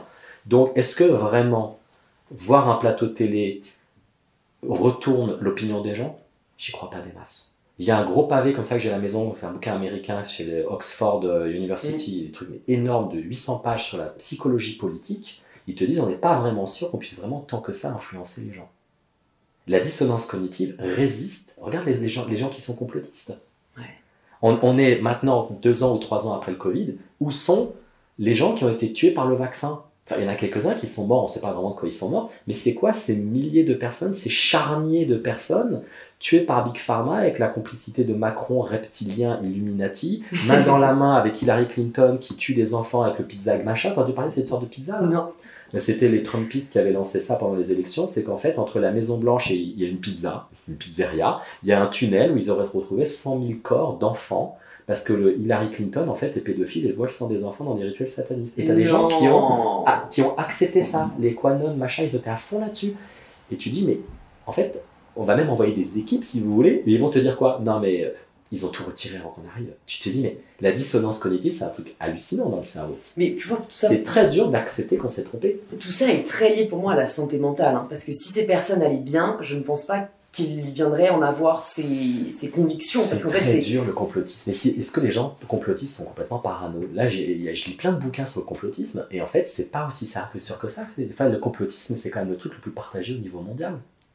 C'est-à-dire c'est-à-dire qu'en fait, c'est pas une petite statistique. Ah ouais? C'est que tu tapes à 20, 30 ou 40% de la population qui aurait des idées complotistes.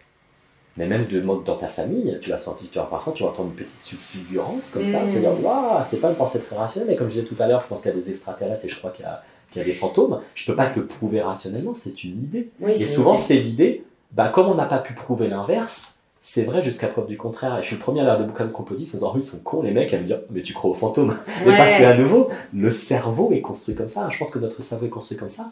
Et les gens à nouveau se disent excuse-moi, mais l'affaire du Mediator, c'est vrai. Le fait qu'il y a des pots de vin, c'est vrai. Sarkozy, il est encore toujours dans des problèmes de justice avec Tapiedine, machin, je sais plus quoi encore, parce que je ne me rappelle plus. C'est un fait qu'il y a des politiciens qui sont corrompus. Et on va dire après aux gens, vous êtes complotistes. C'est un fait qu'il y a des pays qui envoient des bombes sur d'autres. C'est un fait, tu vois.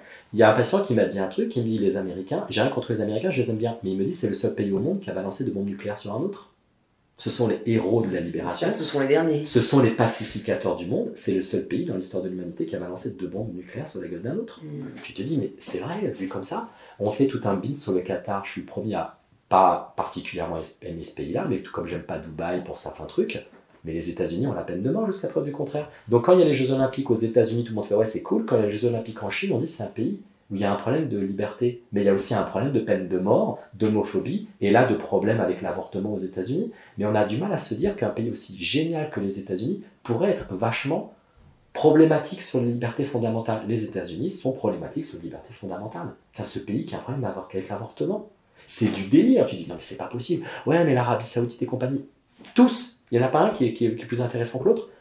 Il y a un problème de dissonance cognitive. On a toujours regardé ça à la télé, on a toujours vu ouais c'est cool les États-Unis. Notre cerveau a du mal à dire c'est pas normal ce qui se passe sur la peine de mort, le fait qu'il n'y ait pas de sécurité sociale, le fait que Trump se soit mis une énergie phénoménale à faire sauter l'Obamacare, le truc du Muslim ban. Enfin, c'est quand même hallucinant qu'un truc comme les États-Unis te sorte un machin comme le Muslim ban. C'est du délire. Mais même Trump en soi, tu vois, j'ai regardé récemment un film qui s'appelle She Said, qui est sorti d'ailleurs hier au cinéma, qui retrace l'affaire Weinstein. Et en fait, tu vois à quel point Trump était impliqué dans ces cercles. Et il possédait, je crois, à un moment le concours Miss America ou un truc comme ça.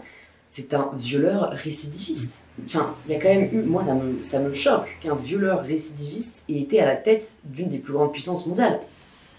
S'il y a de l'argent... Et comme tu dis, dissonance cognitive. C'est-à-dire que... Enfin, moi, je connais des gens qui ont voté pour Trump. Et tu leur dis ça, et je sais même plus quels arguments il m'avait sorti, quoi, mais c'était genre tous les politiques, de toute façon, aucun des blancs, au sens, lavé de tout mal et de tout péché. Mais vraiment, enfin, tu vois, c'est un peu le séparer l'homme de l'artiste. Après, c'est ça, on avait débattu avec la Salamé qui, elle, distingue l'homme de l'artiste. Pour moi, et je pense que beaucoup de gens de ma génération, non, en fait, qui c'est qui a fait le tableau, en fait, c'est l'artiste, hein, c'est pas... Donc pour moi, ça va un peu ensemble, mais c'est vrai que t'as raison, je pense que le fait que ce soit un pays, déjà, quand même, avec un soft power énorme, qui fasse rêver dans l'imaginaire collectif médiatique, et que ce soit des personnes qui lui ressemblent, hein, fait qu'on va moins taper sur eux que sur des pays d'autres cultures et d'autres religions surtout. Moi je pense qu'on passe sa vie à lutter contre sa dissonance cognitive. On doit passer sa vie à faire attention à être en dissonance cognitive. Moi le premier, j'essaie de faire attention. Les débats qu'on a eu toi et moi, tu me passes des bouquins, je te passe des bouquins, j'essaie de réfléchir, je me dis sois pas carré, pas la prétention de croire que tu connais tout. Ça demande beaucoup d'énergie, mais peut-être parce que j'ai que ça à foutre aussi de travailler ma dissonance cognitive. C'est pas forcément facile. La vidéo que tu as fait avec Julien Rochdy sur internet, tu regardes les commentaires, il y a des gens qui ont dit que tu t'es fait défoncer par Julien Rochdy. On n'a pas dû regarder la même vidéo. Le mec, il te sort des idées, qui sortent de nulle part d'ailleurs, comme quoi les femmes, on n'a jamais eu de problème. Il te sort Catherine de Médicis, machin. Enfin, c'est sûr, si tu prends Catherine de Médicis, je pense pas que tu as réglé le problème des femmes au niveau mondial. Et tu lui sors des chiffres sur les violences sexuelles, que les femmes n'avaient pas le droit de vote, qu'elles n'avaient pas checké, qu'elles n'avaient pas machin, qui sont des faits. Et on dit après dans les commentaires, non, elle s'est fait ramasser par Julien Rochdy. Ça, c'est la dissonance cognitive pure et dure. Et tu peux pas lutter contre un truc comme ça. Et je pense que c'est très difficile de faire en sorte qu'il y ait du changement d'opinion. Donc on rembobine, parce que là on est en train de perdre des gens qui nous regardent, on revient à ce qu'on disait il y a 10 minutes. Inviter quelqu'un sur un plateau de télé, c'est normal en démocratie. Si on l'invite pas, on laisse des bulles dans Internet de l'entre-soi où les gens se radicalisent à mort. Mais en même temps, l'inviter sur un plateau de télé, je suis même pas sûr que beaucoup de gens retourneront leur veste. Tu retourneras pas la veste de la personne qui est convaincue. Elle dira que c'est une machination, qu'on a menti, qu'on c'est un piège. Tu retourneras peut-être la veste des gens qui savaient pas trop, qui sont venus sans trop de préconception. Mais la notion d'information, je sais pas si c'est... Je pense qu'on a atteint les limites de l'information. Quand on a fait le traité de Maastricht, on a tous reçu dans une boîte aux lettres le pavé comme ça. Je ne sais même pas quel âge j'avais, ça devait être en 2001-2002, genre à 23-24 ans, je l'ai lu. Hein. C'est 92 le traité de Maastricht. Non, c'est pas 2001. Mais le nouveau, tu sais qu'on a voté en 2001. Ah d'accord, ok, peut-être. Par référendum, je sais plus quoi. Je l'ai lu, j'ai pas compris un traître mot de ce machin. Donc on a donné au peuple l'accès à l'information, et le peuple n'a pas les moyens de comprendre cette information, tu vois. Et tu peux complètement bousiller quand dans le Covid, tu invites des grands experts sur des plateaux de télé qui te disent des machins. Toi et moi n'avons pas les connaissances nécessaires pour savoir si c'est vrai ou si c'est faux. Tu vois, Raoult, usurpateur, vraie divinité christique qui va guider le peuple, on n'en sait toujours rien pour l'instant. Il a des pros chez qui c'est quasiment biblique, d'autres qui le détestent. Moi pour l'instant je me positionne pas parce que je m'en fous en fait, mais je me dis waouh, c'est vachement dur de démêler le vrai du faux. Tu sais combien de temps il faut tourner un tube dans une étude toi pour savoir si c'est viable ou pas? Moi j'en sais strictement rien. Et qu'est-ce qui explique à ton avis, c'est vraiment quelque chose qui me fascine, les climato-sceptiques? Enfin, est-ce qu'ils veulent se rassurer à tout prix? Est-ce que c'est une défiance de l'autorité parce qu'ils veulent savoir mieux que les autres? Mais tu vois, on a d'un côté les climato-sceptiques, d'un côté les éco-anxieux, entre les deux, les personnes qui savent pas trop quoi faire et qui croisent les doigts, tu vois. C'est assez fou quand même, le spectre. Pour des faits, tu vois, pour des faits qui sont objectifs. Alors, franchement, le truc du GIEC, machin, là, je crois que c'est gouvernemental, le GIEC. Non, c'est scientifique pour moi, mais... Oui, mais ça appartient à l'État. Du moins, ça a été missionné par l'État. Okay. Je ne sais pas si les scientifiques du GIEC ont une plus-value à nous faire avaler des choses qui seraient fausses. Je ne sais pas si les gouvernements ont une plus-value aujourd'hui à diminuer la consommation, mettre en place de grands chantiers énergétiques. Je pense que ça coûte du pognon et ça ne fait pas forcément gagner beaucoup. Donc, l'idée que tout ça se serait inventé par, pas Big Pharma pour le coup, mais Big Macron et compagnie, j'y crois pas des masses. Franchement, j'y crois pas des masses. Le fait qu'il y a une montée des eaux dans certains endroits... Ça s'invente pas. Est-ce que c'est nous qui provoquons ça? Est-ce que c'est le cycle de la Terre autour du Soleil tous les 100, massins? J'en sais strictement rien. Ce qui est une certitude, c'est qu'il y a un problème. Donc derrière, qu'il y aurait des gens à nouveau qui ourdissent des choses dans notre dos pour nous empêcher de pouvoir recharger nos iPhones. Mais franchement, l'Illuminati, tu sais, qui possède l'univers et qui avec ses potes Illuminati et qui boit du sang d'enfant avec Hillary Clinton, je pense qu'il en a rien à foutre que toi et moi on recharge moins notre iPhone. Je pense qu'il s'en fout, tu vois. Donc enfin, tu te dis, waouh, on est quand même... Il y a un complot qui aboutira à un truc pas très... Enfin, je sais pas si un jour je deviens maître de l'univers. Enfin, mon but, c'est de posséder les gens. C'est pas juste qu'ils rechargent moins leur iPhone ou qu'ils regardent moins la télé. Je pense qu'on a quand même, quand on domine l'univers, on a peut-être des prérogatives un peu plus sympas que ouais, le mec, il recharge 2 fois moins son iPhone depuis je complote. Donc, en fait, les climato-sceptiques, à nouveau, je pense que c'est des gens qui ne s'en renseignent pas. Ils sont pas intéressés par la chose. Je pense qu'ils ont des privilèges qu'ils veulent pas lâcher. La bagnole et tous ces machins-là. Je pense qu'ils s'en foutent, je pense qu'ils se disent on a le temps, 2050, mais c'est comme le cancer du poumon, c'est dans très longtemps, pour l'instant on n'y est pas. Et les éco-anxieux, je pense qu'ils ont très raison d'être anxieux, mais il y a une différence entre prendre acte d'un problème et vivre, et de l'autre côté être bouffé par l'angoisse toute la journée. Tu peux très bien dire on a une situation de la planète Terre qui est merdique, et évidemment se dire c'est pas normal que mon cerveau me le rabâche 500 fois par jour, je suis au courant. Ça c'est phénomène ruminatoire, tu vois. Donc...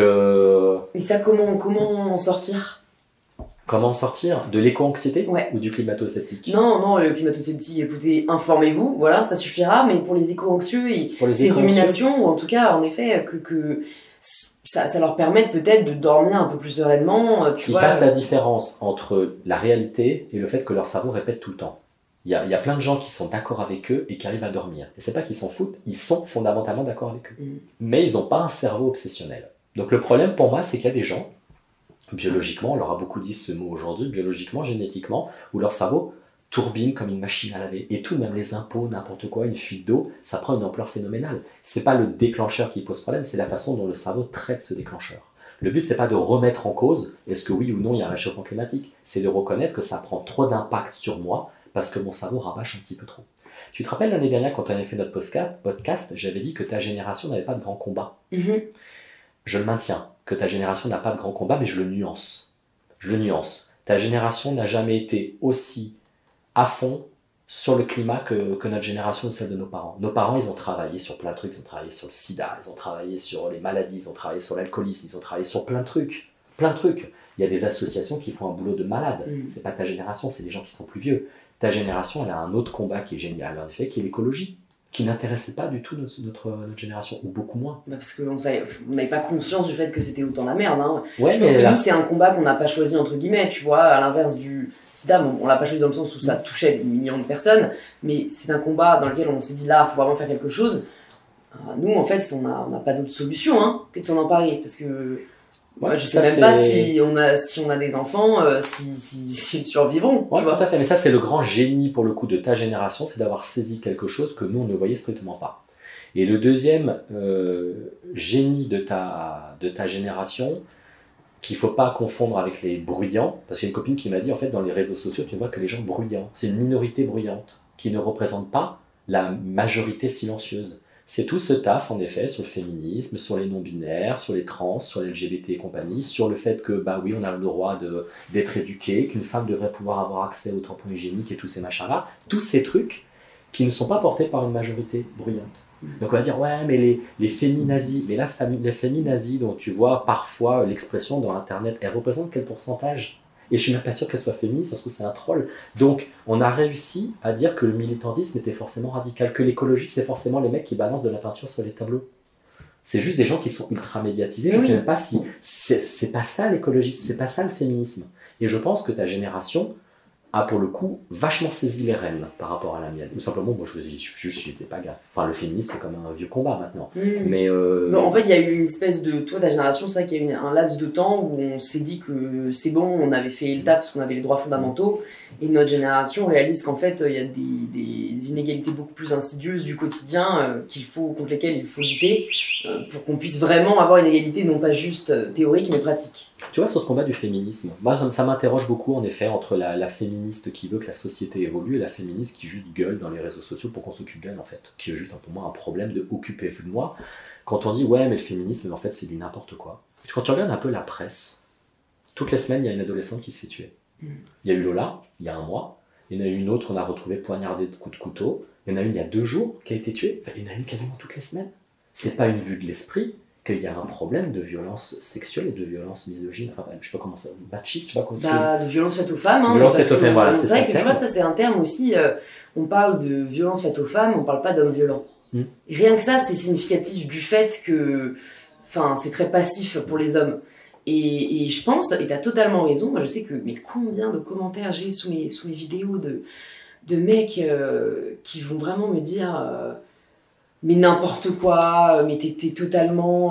franchement, je crois que je retiens même pas exactement ce qu'ils disent, mais ils me disent tu cherches vraiment juste de l'attention, t'as vraiment rien d'autre à faire. Enfin, en fait, ils sont vraiment persuadés que ce que je dis est faux.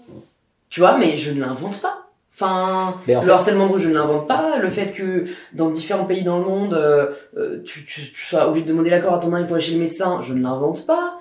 Mais il y a de la mauvaise foi, qui pour moi est juste de la peur de sa propre virilité, enfin, d'être mal à l'aise avec sa propre virilité, qui est quand même assez surprenant, pour ne pas dire scandaleux. Il y a des gens, tu sais, qui réfléchissent par rapport à leur cas personnel. C'est que si eux ne le font pas, ils n'ont pas envie que les hommes soient pointés du doigt. Mais c'est toute la différence entre la féministe qui parle des inégalités et qui va parler de certains hommes, et du féminisme un peu à la Sandrine Rousseau qui va te parler de l'homme en général. Sandrine Rousseau, j'ai rien contre elle, hein. En tant que personne, elle était super sympa. Je pense que c'est une vraie féministe, je pense qu'elle a ça dans les tripes. Je pense que c'est une militante de longue date, mais à chaque fois qu'elle ouvre la bouche à la télé, excuse-moi, elle te ruine complètement son message. Le début est intéressant, elle dit un truc qui est grave, et la conclusion, le délit des tâches domestiques. C'est un non-sens, je ne sais pas comment tu vas mettre ça en place. Le truc du barbecue, c'est un non-sens. Je ne sais pas ce qu'elle nous a sorti encore. Le triangle qu'elle a fait à l'Assemblée nationale, c'était un complet non-sens ce machin. Parce que tu dis, elle a réussi, pour moi, à devenir une cible de l'extrême droite, et elle va faire à terme que le français assez basique, pas forcément très informé, va la trouver très caricatural, qui va se dire, voilà, c'est ça le féminisme. Sandrine Rousseau incarne le féminisme. Je pense que c'est vraiment, pour le coup, très délétère pour les féministes qui se font chier au planning familial et compagnie, toi et compagnie, ton truc sur les tampons hygiéniques, tu dis, mais tout ça, c'est du boulot, ça demande beaucoup d'énergie. Et il y a cette femme, et à nouveau, je ne remets pas en cause, parce que je pense qu'elle est vraiment une femme de conviction, mais elle est extrême. Et son extrémisme fait qu'elle a trusté les médias, et que moi, je ne comprends plus ce qu'elle raconte. C'est qu'entre ton bouquin et elle, je comprends plus ce qui est en train de se passer. Puis mon frère me téléphone en me disant, mais j'ai l'impression, moi, en tant qu'homme, d'être devenu un salaud sur la question du barbecue. Et il me dit un truc très simple, moi dans ma famille, le barbecue c'était mon père qui le faisait. Tu peux rappeler pour les personnes qui peut-être n'ont pas vu passer ce qu'elle a dit. En fait c'est hyper compliqué parce que c'était en même temps que les chasseurs, mais en fait elle dit que les hommes consomment plus de viande que les femmes, et qu'en même temps derrière les hommes sont plus violents, donc il y a peut-être un rapport entre les deux, qu'il faut... Enfin, et en fait même moi... C'était une espèce d'amalgame... Mais même moi en l'ayant lu, je ne me rappelle plus un mois après ce qu'elle a dit, parce qu'il y a eu les chasseurs juste avant qui tuent leurs femmes, et je comprenais plus rien parce que tout était tellement extrême, je me disais mais qu'est-ce qu'on va en déduire ? Que l'homme est fondamentalement violent, l'homme dans son ADN est violent, mais tout le monde sur la planète Terre est violent. Après, une fois qu'on a dit ça, on n'a pas réglé le problème que les femmes, oui, ont des problèmes politiques et compagnie, et qu'il faut qu'on avance là-dessus. Mais une fois qu'on a pointé du doigt l'homme, on n'a pas pointé du doigt les agresseurs, les hommes violents, on a pointé l'homme. C'est comme si on disait toutes les femmes sont hystériques. C'est aussi con que ça, tu vois. Et moi, du coup, je me suis dit, ok, donc tu as plein de gens en fait qui font des efforts, comme mon frère, et qui vont se dire, bah non, en fait, ce que tu fais, c'est de la merde. Parce qu'en fait, t'es un violeur en puissance. Moi, ça me dérange un peu. Bah, en fait, ce qui est compliqué, oui, c'est qu'on ne peut pas, enfin pour moi, on ne peut pas faire avancer les choses si on s'oppose à une autre partie de la population, en fait, mais pour tous les combats. Mais c'est là où ton bouquin est intéressant, parce que le bouquin ne parle pas de l'homme en tant que tel. Et c'est pour ça que je pense que certaines personnes vont te tracher sur les réseaux sociaux, parce qu'ils n'ont pas compris que tu parlais de certains hommes plutôt que de l'homme. Mais ça c'est un biais masculin, hein, parce que tu vois, en anglais, il y a eu un hashtag Not All Men, qui était en réponse un peu au mouvement féministe de non mais écoutez, c'est pas tous les hommes qui... Non mais ok, est-ce que quand on dénonce le racisme, on dit non mais c'est pas tous les blancs qui... Non. Voilà, historiquement parlant, les blancs sont des colonialistes, les noirs ont été oppressés, et à un moment, il faut le reconnaître, tu vois. Donc c'est pour ça que moi, je prie, tu vois, en fait, j'ai l'impression que les gens voudraient que je mette une étoile dans toutes mes légendes. Bien sûr, je ne parle pas de tous les hommes, je parle seulement de certains hommes. Non, ça coule de sens, mais en fait, soyez avec nous, ne ramenez pas tout à votre personne, ce n'est pas le sujet. Je pense à nouveau que peut-être aussi avec l'afflux de personnes qui viennent te voir, tu récupères des gens qui ont déjà lu 20 pages avant la tienne, et qui ont un niveau de somme qui ne fonctionne plus, tu vois. Là, mon frère a tenu la porte à une collègue de boulot qui lui a dit « Waouh, t'as un bon résultat du patriarcat. » Mais t'es sûr que c'était pas pour rire? Non. Okay. Elle lui a fait une démonstration comme quoi il était dans la misogynie systémique et compagnie, avec un genre de regard comme ça qui est pauvre mec, quoi. Mon frère lui a répondu « Je tiens la porte à tout le monde. J'ai été éduqué, même une vieille dame, c'était plus simple de lui tenir la porte. On tient la porte aux gens, c'est comme ça qu'on fonctionne. Mais dire qu'en fait il fait ça parce qu'il y a une forme de condescendance envers la femme, je dis mais en fait cette personne, t'as jugé sans même te connaître. Et là, pour le coup, c'est du militantisme radical tu vois, qui ne réfléchit plus du tout, en fait, tu vois. Ouais, on connaît pas la femme, et on connaît même pas ton frère, mais je me dis, tu vois, ça peut être... En fait, on connaît tellement pas les histoires des gens, peut-être que cette personne, en fait, elle avait un mec hyper lourd dans son précédent taf qui arrêtait pas de lui tenir la porte, qui en profitait, je sais pas, pour lui taper le cul, tu vois. Bah, c'est peut-être que spontanément, maintenant, quand un mec tient la porte, elle fait l'amalgame. Mais après, en effet, ça c'est son job. Ouais. Tu vois, être agressé par un noir ou un arabe à Barbès, ça fait pas que tous les noirs et les arabes sont dangereux. Moi, je suis pas d'accord avec ça. J'ai toujours été en banlieue, tous mes potes étaient de toutes les minorités, ça ne me viendrait pas à l'idée que tous les noirs et les arabes sont dangereux. La majorité des homosexuels te diront qu'ils savent très bien que tous les hétérosexuels sont pas homophobes. Et tu n'as jamais entendu d'ailleurs une association LGBT te dire que l'hétérosexuel est dangereux. Ça a toujours été l'homophobe, ça a toujours été très clair. Donc je pense en fait qu'il y a des gens au bout d'un moment, à force de tomber sur des militants radicaux, bah en fait leur cerveau il bug, mais comme tous les... Pourquoi Trump a réussi à être élu? Comment on a fait pour avoir Obama? Putain, un pays historiquement Obama construit, c'est vraiment... les États-Unis sont construits sur un génocide, qui est le génocide des populations autochtones de base. Ils arrivent, ils installent un pays majoritairement religieux. Ils construisent l'esclavage. Ils ont des millions de personnes, des anciens esclaves qui militent pour les droits. Ils veulent pas, il y a plus que clan. Et putain, ils réussissent à avoir un président noir. Tu dis, c'est toute la folie d'un pays comme les États-Unis, qui est capable du pire et du meilleur. Ils sont face à un pays fascinant, les États-Unis. Et putain, juste après, ils te votent pour Trump. Et il y a beaucoup de sociologues qui ont essayé de comprendre. Hillary Clinton a eu un discours méprisant pour les classes populaires. Elle ne s'est pas positionnée comme une socialiste qui défend l'ouvrier. Elle s'est positionnée comme la socialiste des classes bourgeoises. Tous les prolos se sont sentis mis de côté. Ils ont voté massivement pour Trump pour se venger. Est-ce que ces gens sont fondamentalement racistes? On n'en sait rien. Peut-être que juste ils ont l'impression, mais comme beaucoup de personnes de gauche qui sont parties au Front National, qu'ils ont été oubliés par les socialistes. Tu vois, donc du coup, je me dis, pourquoi je te parlais de ça? Oui, du coup, c'est pas forcément des gens, je pense, qui sont méchants, qui viennent te tracher. Je pense que ce sont des gens qui, évidemment, en ont marre d'un discours où ils se sentent attaqués personnellement pour une cause qui plaît. Peut-être qu'ils sont féministes, peut-être qu'ils sont d'accord pour tout ça. Mais en fait, je pense qu'au bout d'un moment... Je te montrerai les commentaires. Moi, je pense vraiment qu'il y a une grande partie de petits mecs émasculés, tu vois. Pour moi, vraiment, c'est... je les imagine derrière leurs écrans, dérangés par la vérité que je partage. En effet, ils se sentent touchés alors que je ne les visais pas forcément. Et ils se sentent obligés de me remettre à ma place parce que c'est ce qu'on a appris aux hommes, qu'un homme viril, un homme qui s'affirme. Il y a beaucoup de comptes masculinistes qui se lancent en mode ne vous laissez pas faire par les féministes pour regagner votre puissance et votre autorité. Voilà comment vous devez agir. Plein d'abonnés parce que il y a un truc, c'était le mal alpha quoi, qui c'est. Mais non, en fait. Bah ouais, mais là, c'est pour le coup, c'est la démonstration du patriarcat. On peut pas faire mieux. La façon dont il te parle, il se positionne, c'est le patriarcat. Mais c'est marrant ce gros retour, tu sais, depuis qu'il y a la série Viking. Ah, t'as remarqué que c'était lié? Ah, moi je trouve, j'ai jamais vu autant de personnes qui se font tatouer des runes et compagnie. Ah ouais. Runes, c'est... Alors, Game of Thrones aussi un peu. Ouais, mais enfin surtout du mal viril, mais c'est marrant parce que les runes, il y a 15-20 ans, la rune tatouée, c'était fondamentalement un truc d'extrême droite. Ah ouais. La rune, c'est interdit en Allemagne. Tu n'as pas le droit d'avoir une rune sur une pochette de CD, tu n'as pas le droit d'avoir un tatouage avec des runes, c'est interdit par la loi parce que c'est fondamentalement d'extrême droite.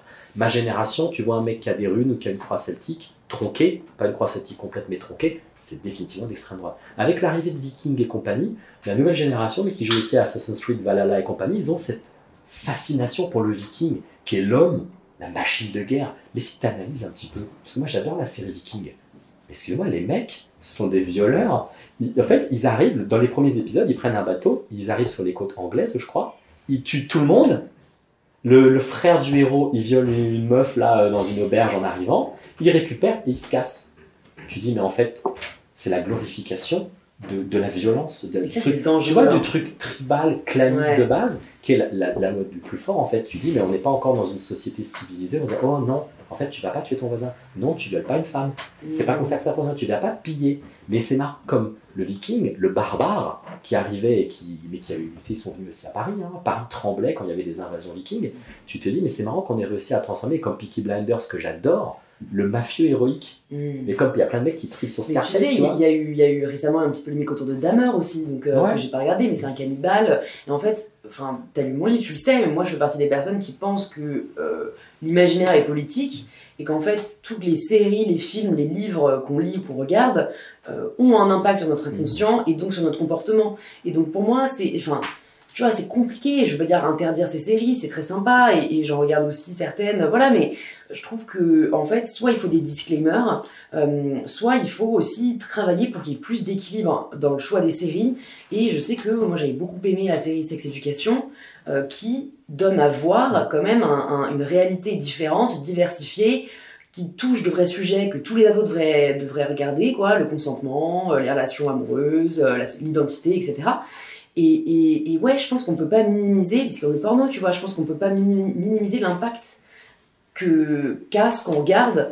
Toi qui connais bien le cerveau, tu peux peut-être nous dire d'où ça vient, mais tu vois, pourquoi les mecs qui regardent du porno, s'il y en a qui nous écoutent, ont après des comportements, certains ont des comportements différents, arrivent à faire la part des choses, et d'autres, en fait, a fini par les exciter, parce que je me dis qu'en fait, qu'ils ont regardé un impact vraiment sur leur cerveau, sur leurs émotions, quoi. Alors, le disclaimer, je suis pas sûr que ça fonctionne pour une simple raison, c'est qu'il y a encore des gens, je sais pas depuis combien de temps c'est sorti Scarface, il y a des gens qui ont toujours pas compris ce que ça voulait dire Scarface. Il y a encore des gens qui tripent sur Scarface.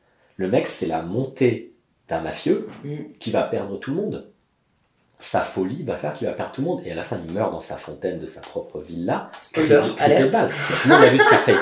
Et tu te dis, comment tu peux dire, ah, Scarface, c'est trop un bonhomme. Mais c'est la montée et la chute de l'Ibris, en fait, de l'Icar qui monte, qui se crame les ailes et qui redescend. Voilà ce qu'il a voulu nous montrer, le réalisateur. Le réalisateur n'a pas de sympathie pour son personnage. Il te montre que si tu fais ça, tu finiras mort, quoi qu'il se passe. Les gens ne comprennent pas Scarface quand ils regardent. Peaky Blinders, j'adore Peaky Blinders, j'ai un certain attachement pour les personnages. Ce sont des salauds, soyons très clairs. Mais Est-ce qu'on a vraiment besoin d'un disclaimer quand tu regardes Peaky Blinders? C'est une évidence que le mec il est dangereux. C'est une évidence que le mec il est psychopathe. C'est une évidence qu'il en a rien à foutre de rien. La façon dont il maltraite. Il maltraite les femmes, il maltraite les gens de sa famille. C'est une évidence. Moi simplement, soit ton cerveau le capte, soit ton cerveau le capte pas. Mais il y a des gens de base, ils en ont rien à foutre. Ils regardent un truc en se disant, moi ça me convient, j'ai pas envie d'aller plus loin. Donc je suis pas sûr que le disclaimer fera vraiment une différence. Sur le porno, j'ai pas vraiment, très honnêtement, de personnes qui consultent où le porno les a rendus fous furieux, méchants, misogynes. J'ai plutôt énormément de patients qui viennent où le porno font qu'ils n'arrivent pas à bander, ils n'arrivent pas à éjaculer, ils ont peur d'être rejetés, ils ont peur de ne pas être le mâle alpha. Donc c'est plutôt au contraire extrêmement inhibant chez eux. C'est extrêmement inhibant. Donc dans les deux cas, ça dessert, hein, finalement. Dans les deux cas, ça dessert. Bah, le porno, tu sais, c'est marrant, c'est un truc que disait Didier Lestrade il y a très très longtemps. Tu vois qui c'est Didier Lestrade? Non. C'est le fondateur de Act Up. Donc c'est pour... Act Up, c'est ça, ouais. Act Up. Il a créé TRT5 aussi, qui est l'organe de recherche avec les laboratoires pharmaceutiques. Et bon, il est à la retraite, je ne sais plus ce qu'il fait maintenant, mais il y a très très longtemps, il avait sorti un bouquin où il disait que le porno des années 60, 70, 80, il était éducatif. C'est qu'on passait sur des gens qui ne savaient pas ce que c'était que la sexualité, et ils avaient des vieilles vidéos un peu pourries où ils apprenaient que ça existait. Et au contraire, ça calmait la culpabilité. Tu découvrais qu'il y avait des gens qui fonctionnaient comme ça.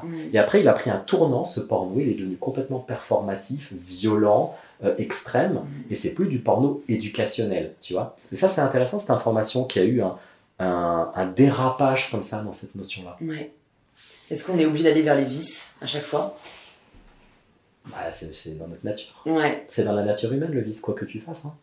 On est quand même des individus de plaisir et d'interdit, quoi qu'on fasse. Hein. Ouais, mais est-ce que plaisir et vice vont forcément de pair? Bah, c'est l'éducation, je pense. Hein. Ouais, c'est vrai. Et la déconstruction. C'est la déconstruction. Oui, mais c'est pour ça qu'il faut que...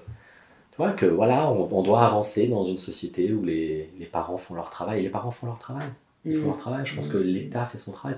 C'est peut-être jamais assez. Mais parfois, quand c'est pas les parents qui font pas leur travail, on accuse l'éducation nationale. Les enseignants, ils n'ont pas que ça à foutre de gérer nos gosses, tu vois. Donc en fait, quoi que tu fasses, c'est toujours pour eux. Et les parents qui font pas leur travail, ils n'ont pas envie de faire leur travail, ils n'ont pas moyen de faire leur travail. Leur enfant a peut-être un problème ou quoi que tu fasses, les parents n'arrivent pas à l'aider. En fait, c'est abyssal de complexité, ce truc. C'est abyssal. C'est abyssal. Et je pense. Moi, je suis plutôt pour dire que prenons en main les choses pour nous, plutôt que d'attendre que ça vienne des autres. Ouais, tout à fait. Donc, allez consulter. Après, tu vois, il y a un truc pour répondre à ta question sur les disclaimers, sur l'information et compagnie. J'adore Polyakov. Polyakov, c'est un historien de l'antisémitisme. Il a travaillé toute sa carrière sur l'extrême droite et l'antisémitisme. C'était un peu le maître à penser de Taguieff. Taguieff, qui est un chercheur aussi qui travaille sur l'extrême droite et l'extrême gauche. Et Polyakov disait un truc hyper intéressant. Il dit « Je pense que mes bouquins n'auront servi à rien. » Parce que la personne qui lit mes bouquins est déjà quelqu'un de base qui est d'accord avec mes thèses. Et quelqu'un qui n'est pas d'accord avec moi dira que c'est fondamentalement l'œuvre des juifs et des sionistes que de foutre ça à la Fnac. Donc en fait, ils l'ouvriront même pas, ils regarderont la couverture, ils cracheront sur le truc, ils ne le liront pas. Conclusion, tu ne peux convertir que des gens qui sont déjà convertis. Donc entre les gens qui ne sont pas informés et les gens qui sont convaincus, tu vois, il y a une petite tranche au milieu sur laquelle tu peux avoir un impact, mais encore faut-il que leur cerveau soit disponible pour ça. Donc moi je trouve ça en fait un peu désespérant. On a le droit, soyons honnêtes. Hein. Parfois je trouve ça un peu désespérant le changement d'opinion chez les gens. Ouais, je suis d'accord avec toi. Parce que tu vois, même moi si je me mets... Parce qu'en fait tout le monde pense dire la vérité. C'est-à-dire que si moi j'échange demain avec quelqu'un qui essaie de me convaincre que je sais pas, ce sont les immigrés qui sont responsables de la crise économique, enfin...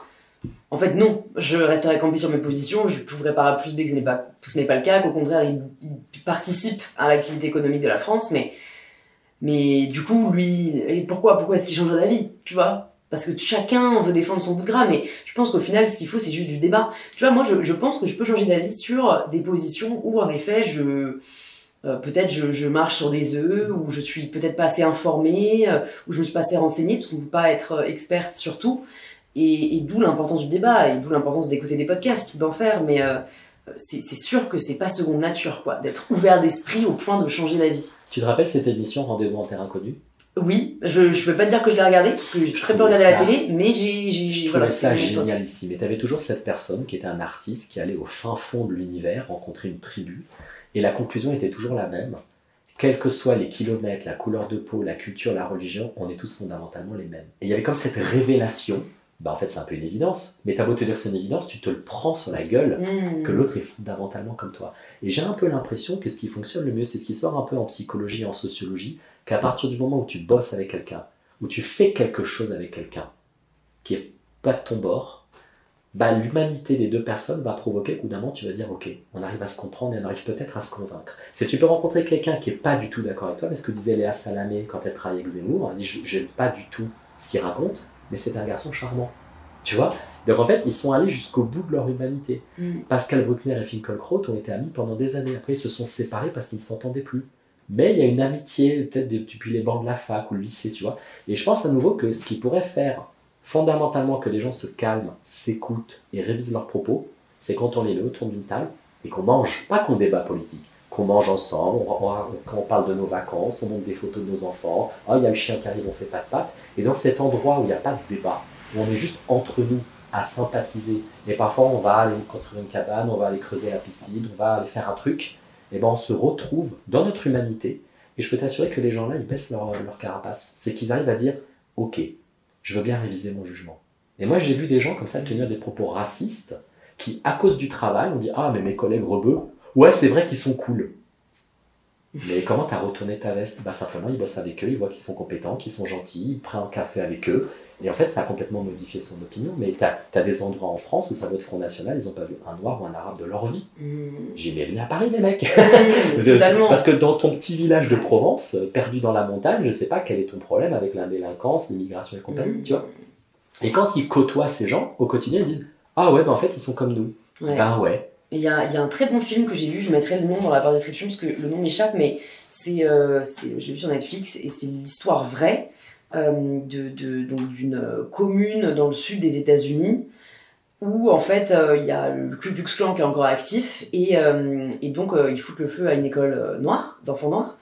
Et du coup, en fait, une des protagonistes, une des mères voilà, de ces enfants, met en œuvre tout un mouvement pour qu'en fait ils aient quand même accès à l'école jusqu'à la fin de l'année, parce qu'en fait sinon ils ne peuvent pas étudier, et donc aller dans une école blanche. Et en fait c'est l'histoire du dirigeant du Ku Klux Klan régional, avec cette maman militante noire pour que sa fille puisse étudier, et où en fait je vous spoile pas, mais en fait ils finissent par devenir amis, tu vois, et c'est assez... admirable, comme tu dis, de voir à quel point en fait c'est l'ignorance qui pousse à la haine, non pas la différence. Ouais, tout à fait. Mais t'as fait une collision aussi avec ce flic raciste au dernier degré qui fait chier une femme noire et puis évidemment il a un accident, il a sa bagnole qui crame et en fait il est là, il va l'aider, il découvre que c'est elle, elle découvre que c'est lui et il y a ce genre de truc qui dit mais tu vas l'aider, tu vas pas l'aider, tu vas accepter la main. Et c'est hyper intéressant de voir ces personnes que tout oppose, qui vont se rapprocher. Mais il y a plein de films comme ça, de personnes qui ne devraient pas se supporter, qui au bout d'un moment, à cause d'un truc, vont commencer à se tolérer. Il y a un mec aussi comme ça aux États-Unis qui a retourné sa veste. Il est le fils d'un militant raciste qui a une chaîne YouTube, je mets un truc, ou Discord, je sais pas quoi, un truc ultra violent. Il est parti faire des études sur un campus où il y avait beaucoup de gens de gauche et des juifs. Il est tombé amoureux d'une fille. Et le simple fait d'être amoureux, il a complètement retourné sa veste, il a répudié son père l'a répudié, et maintenant il a fondé, je crois, une chaîne de réinformation, de la réinformation, de la désinformation, en disant voilà qu'en fait il était dans une famille qui était ultra conservative, et que c'est comme ça, et que ça a toujours fonctionné comme ça à table, et que quand il est sorti de sa communauté, où bien évidemment il n'y a aucun avis contraire, il va dans une autre communauté, ben, il entend des avis contraires de gens gentils, il se dit bah, en fait ce qu'on m'a répondu pendant des années était faux. Donc c'est quand tu sors de ton truc et que tu vas ailleurs, qu'évidemment, sans le débat, juste côtoyer les gens, tu revises vraiment ta façon de fonctionner. Ouais. C'est pour ça que pour moi, il y a un service civique un peu plus important que la JAPD, quoi. Tu vois, une petite semaine au moins, où on mélangerait des personnes de milieux sociaux différents, voilà, je pense que ça manque vraiment, comme tu dis, pour des personnes qui vivent dans leur montagne et qui peut-être n'ont pas été confrontées, à part ce qu'ils voient sur les réseaux sociaux, mais qui vont venir confirmer ce qu'ils pensent déjà. On gagnerait beaucoup là-dessus. Bon, j'ai 2 derniers sujets que je voudrais aborder avec toi. Il y a un truc sur lequel je voulais rebondir du tout début, quand on parlait de cette personne qui va ruminer dans sa voiture et qui réalise qu'il n'aurait pas pu faire autrement. Pour moi, c'est lié... En fait, tu vois, je suis carrément cette personne, je le sais. Et en fait, je suis en train un peu de me conforter là-dedans aussi, parce que je me dis, oui, mais ça me pousse à faire mieux. C'est-à-dire que, honnêtement... 90% du contenu que je crée, j'en suis pas satisfaite, parce que je me dis, en fait, j'aurais tellement pu faire mieux parce que ceci, parce que cela. Et en fait, je me dis, bah, tant mieux que je me dise pas oh bah oui c'était bien parce que du coup à chaque fois j'essaye de faire un peu mieux. Comment est-ce qu'on trouve l'équilibre, tu vois, entre les deux? Alors, il y a le bon perfectionnisme et le mauvais perfectionnisme, comme le bon chasseur et le mauvais chasseur, tu vois. Tu te rappelles de ça? Ce sketch des inconnus? Ça, c'est vrai. On n'est pas de la même génération. Ah merde, le bon chasseur et le mauvais chasseur, c'était hyper drôle. Le bon perfectionniste, c'est quelqu'un qui n'est pas forcément satisfait de lui, mais qui avance, qui travaille. Le mauvais perfectionniste, il est jamais satisfait de lui, et comme il est mécontent, il abandonne. Il remonte plus sur le cheval, en disant, de toute façon, je sais déjà que la prochaine fois, ce sera pourri. Donc, puisque je suis condamné à toujours faire des trucs pourris, je rate, on laisse tomber, il y a un abandon. Toi, tu n'abandonnes pas, tu continues, tu réfléchis, tu te dis comment on va faire. Mais c'est bien, c'est qu'en fait, tu as un cerveau un peu dur, mais pas tétanisant. Finalement, c'est plus intéressant que la personne qui est persuadée que tout ce qu'elle fait est génial. Mais là, il y a une forme d'arrogance ou de narcissisme qui, pour le coup, n'est pas très palpitante. Okay. Donc, gardons-le comme une force. Okay. À partir du moment où il ne te cloue pas dans ton lit en disant bah, tu vas passer la journée entière à ruminer, non, non. Moi, je dis souvent à mes patients, demandez à votre cerveau. Soit tu me donnes des idées, on brainstorm, soit tu dégages. Donc tu es là pour simplifier la vie, le cerveau il est là pour, quand tu traverses la route, qu'il y a un camion qui arrive, pour te dire barre-toi, tu mets la main sur une plaque qui est brûlante, tu retires ta main, ton cerveau est là pour assurer ta survie. Soit il te donne des conseils, soit il se tait. Et je pense que c'est bien, et là pour le coup, il faut brainstormer un peu en disant ok, donc on va travailler toi et moi, qu'est-ce que tu me conseilles? Et c'est en collaboration, c'est pas en dénigrement. Un problème, une solution, j'aime bien. Faut pas accepter le dénigrement du cerveau. Ok. Et il y a le sujet de l'hypersensibilité que je voulais aborder avec toi parce qu'on a eu beaucoup de questions à ce sujet-là aussi. En fait, bon, je pense que c'est plurifactoriel, mais est-ce que toi, tu as vu des hypersensibles dans ton cabinet? Et si oui, est-ce qu'il y a des grandes lignes directrices, des conseils que tu as pu partager pour que les personnes vivent mieux leur hypersensibilité et qu'ils ne se laissent pas dominer par elle, en fait? Alors, l'hypersensibilité, c'est comme le perfectionnisme, c'est comme plein de trucs, c'est pas un diagnostic. C'est quelque chose que tu peux trouver dans d'autres diagnostics. Donc il y a une myriade de diagnostics qui peuvent entraîner de l'hypersensibilité. Déjà, petit 1, les personnes qui ont vécu des traumas sont de base hypersensibles. Que suite à un trauma, ton cerveau est devenu fragile. Donc l'hypersensibilité peut être provoquée par un trauma. Tu peux être hypersensible parce que tu as un cerveau émotionnel, biologiquement, qui est plus intense. Ce sont des gens, ils ont toujours été comme ça. Et là, tu as beaucoup d'artistes, beaucoup de gens comme ça, leur cerveau émotionnel est trop intense. Donc là, il n'y a pas forcément des techniques, on va se dire des choses, on peut faire de la pleine conscience pour calmer le jeu, on peut accepter de ne pas prendre les choses personnellement, mais tu as un cerveau biologique qui est quand même intense. Tu as tous les bipolaires, qui de base ont un cerveau qui est hyper intense. Le bipolaire, il est ultra sensible. Tu as tous les patients de borderline, qui sont hyper intenses. Mais on sait aussi qu'ils réagissent bien à certains thymorégulateurs. Donc il est possible que le borderline, il cumule un peu les traumas, les familles pourries et un cerveau biologique. Conclusion. En psychologie, on dit quoi? Qu'on est sur le modèle biopsychosocial. C'est l'interaction d'un cerveau fragile de base, génétiquement, d'un environnement qui t'a pas aidé et de traits de personnalité, de traits psychologiques. Et t'as le mélange des trois. Et après, ce qu'il faut, c'est comme un gâteau, qu'on regarde lequel des trois est le plus fort. Un cerveau qui est biologiquement intense, la thérapie va être un peu compliquée s'il n'y a pas de médicaments. Une personne qui a vécu des traumas, médicaments ou thérapie, tant que tu n'as pas attaqué le trauma, tu vas avoir du mal. Quelqu'un qui a des pathologies autistiques ou bipolaires, tant que tu n'as pas agi sur le substrat biologique, tu vas être embêté. Tu vois. Mais il y a aussi des gens qui sont hypersensibles parce qu'ils ont des principes de vie trop carrés. Moi, si je respecte, on doit me respecter. Si je suis gentil, on doit être gentil. Si je travaille, on doit être machin. Et tu vois, calmer vachement les principes de vie. Tu vois. Donc en fait, cette hypersensibilité, le problème c'est que tu as 50 portes d'accès. Ouais. Mais il ne faut pas sous-estimer la piste biologique. D'accord. Parce qu'il y a très souvent chez la majorité des patients un cerveau émotionnel qui est hyper intense. Il ne faut pas oublier, pour le commun des mortels, des orteils jusqu'aux yeux, c'est le corps. Au-dessus des yeux, c'est pas le corps, c'est l'âme, c'est le psychologique. Le cerveau est une machine ultra compliquée. C'est peut-être l'un des organes les plus compliqués avec le cœur. Donc ce serait quand même étonnant que ce truc, il n'y ait pas de temps en temps des neurotransmetteurs qui ne fassent pas leur boulot, mais comme la thyroïde peut te foutre complètement en l'air, la thyroïde peut te rendre aussi hypersensible. Tu vois.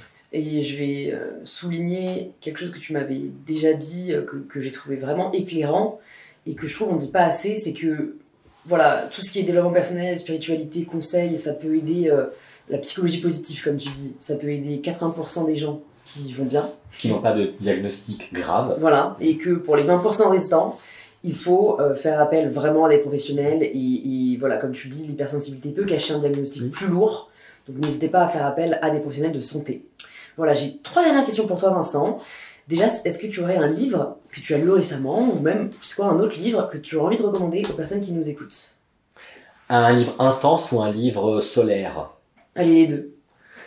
Ah bah tu sais, parce que je savais que tu allais me poser la question, je me suis dit, mais qu'est-ce que je l'avais répondu la dernière fois? Sur les 3 livres que tu m'avais demandé, je t'avais parlé de films un livre un peu plombant, je t'avais parlé des Chants de Maldoror, qui est pour moi le bouquin le plus puissant du néoromantisme. C'est vraiment un néoromantisme flamboyant, tu vois. C'est Les Chants de Maldoror de Lautréamont, c'est mon livre culte. Le premier homme de Camus, alors c'est un peu plombant, parce que c'est la biographie de Albert Camus, où en fait son père est mort avant sa naissance, et il se retrouve l'homme de la famille. Et il va pérégriner comme ça pendant des années avec une mère qui parle quasiment pas, qui comprend pas, une grand-mère assez violente, puis lui qui habite dans la misère, parce que Camus a eu une enfance complètement miséreuse. Hein. Puis je crois qu'il crachait un peu du sang aussi, je crois qu'il avait des problèmes de tuberculose de mémoire. Et puis à la fin, il tombe sur la pierre tombale de son père. Et il se rend compte que son père est mort plus jeune que lui, maintenant devant sa tombe. Et ça te retourne le cerveau sur qu'est-ce que c'est que la misère en fait. Parce que Camus n'était pas quelqu'un qui était misérabiliste, mais il a eu une vie très compliquée. Et je t'avais parlé aussi de La promesse de l'aube de Romain Gary. Mais ça, c'est des bouquins plombants. Donc, si on veut des bouquins un peu solaires, un bouquin solaire... T'as le droit d'aimer les livres plombants. Hein. Ouais, moi j'aime bien les livres plombants, je trouve qu'ils font beaucoup réfléchir. Ouais, c'est ça. Après, les livres solaires, je sais pas si j'ai lu beaucoup de livres solaires. Des bouquins, tu sais, elle dit waouh, je me sens ouais. Non, j'en ai pas lu des masses. Après, des bouquins comme ça qui m'ont excité le cerveau à mort... Bah ouais, L'échiquier du mal de Dan Simmons, c'est de la science-fiction, ça fait au moins 1000 pages. L'échiquier du mal, c'est un truc de malade. Mais c'est vraiment un truc de malade. Et j'étais à chaque fois... C'est genre en série, quoi. Ah non, mais en fait, ce sont des gens qui te contrôlent par la pensée. C'est qu'en fait, je te regarde et tu vas te lever, tu vas te balancer par la fenêtre, sous mon contrôle. Et ça, c'est une très grande... Parce que c'est de la science-fiction, alors à chaque page, c'est hallucinant, parce que ça pète dans tous les sens, tu dis, waouh, ça ferait un super film. Mais c'est une très grande interrogation sur le fait que dès que tu as du pouvoir, tu deviens un enculé. Ouais, hyper intéressant. Le pouvoir te rend fou. Alors, tu sais quoi, moi, je vais te recommander un film que tu vas sûrement apprécier, Sans filtre, en français. Ah, qui est sorti là. Ouais, Triangle of Sadness, en anglais, il y a eu la Palme d'Or à Cannes, qui est vraiment la métaphore du fait que le pouvoir pervertit. Mais d'une manière brillantissime, hein. Il faut aller le voir. Après, là, en ce moment, je lis plutôt des bouquins de théorie, des bouquins de sociologie et compagnie. J'ai pas le temps de lire des romans, mais il y a des séries Netflix qui... moi, je trouve que les séries télé, qui nous intéressaient pas il y a 20 ans, se permettent maintenant, avec 10 épisodes, de te brosser mais des personnages tellement complexes. Il y a des trucs sur Netflix, tu dis, mais c'est ultra puissant. Là, The Midnight Club, avec des adolescents... Non, mais c'est vachement dur. Hein. Alors, il y a des trucs de science-fiction, c'est les mecs qui ont fait The Haunting of Hill House et Bly Manor. Ils ont fait un 3e volume qui s'appelle Midnight Club. Le prétexte, c'est des adolescents qui racontent des histoires d'horreur. C'est peut-être le moins intéressant. Par contre, ce sont des adolescents en fin de vie, en soins palliatifs dans une maison de fin de vie. Ça, c'est vachement dur. Ah oui, franchement, c'est franchement plombant. Et ils te font une série sur la mort, mais façon Haunting of Hill House, c'était aussi une série sur la mort. Et c'est vachement culotté, comme Six Feet Under, de te faire des trucs sur la mort. Là, qu'est-ce que j'ai vu aussi récemment qui m'a complètement retourné le crâne, où je dis waouh, c'est hyper intense. Je sais plus ce que c'était, mais des trucs comme Sense8, Sense8, c'est ultra puissant.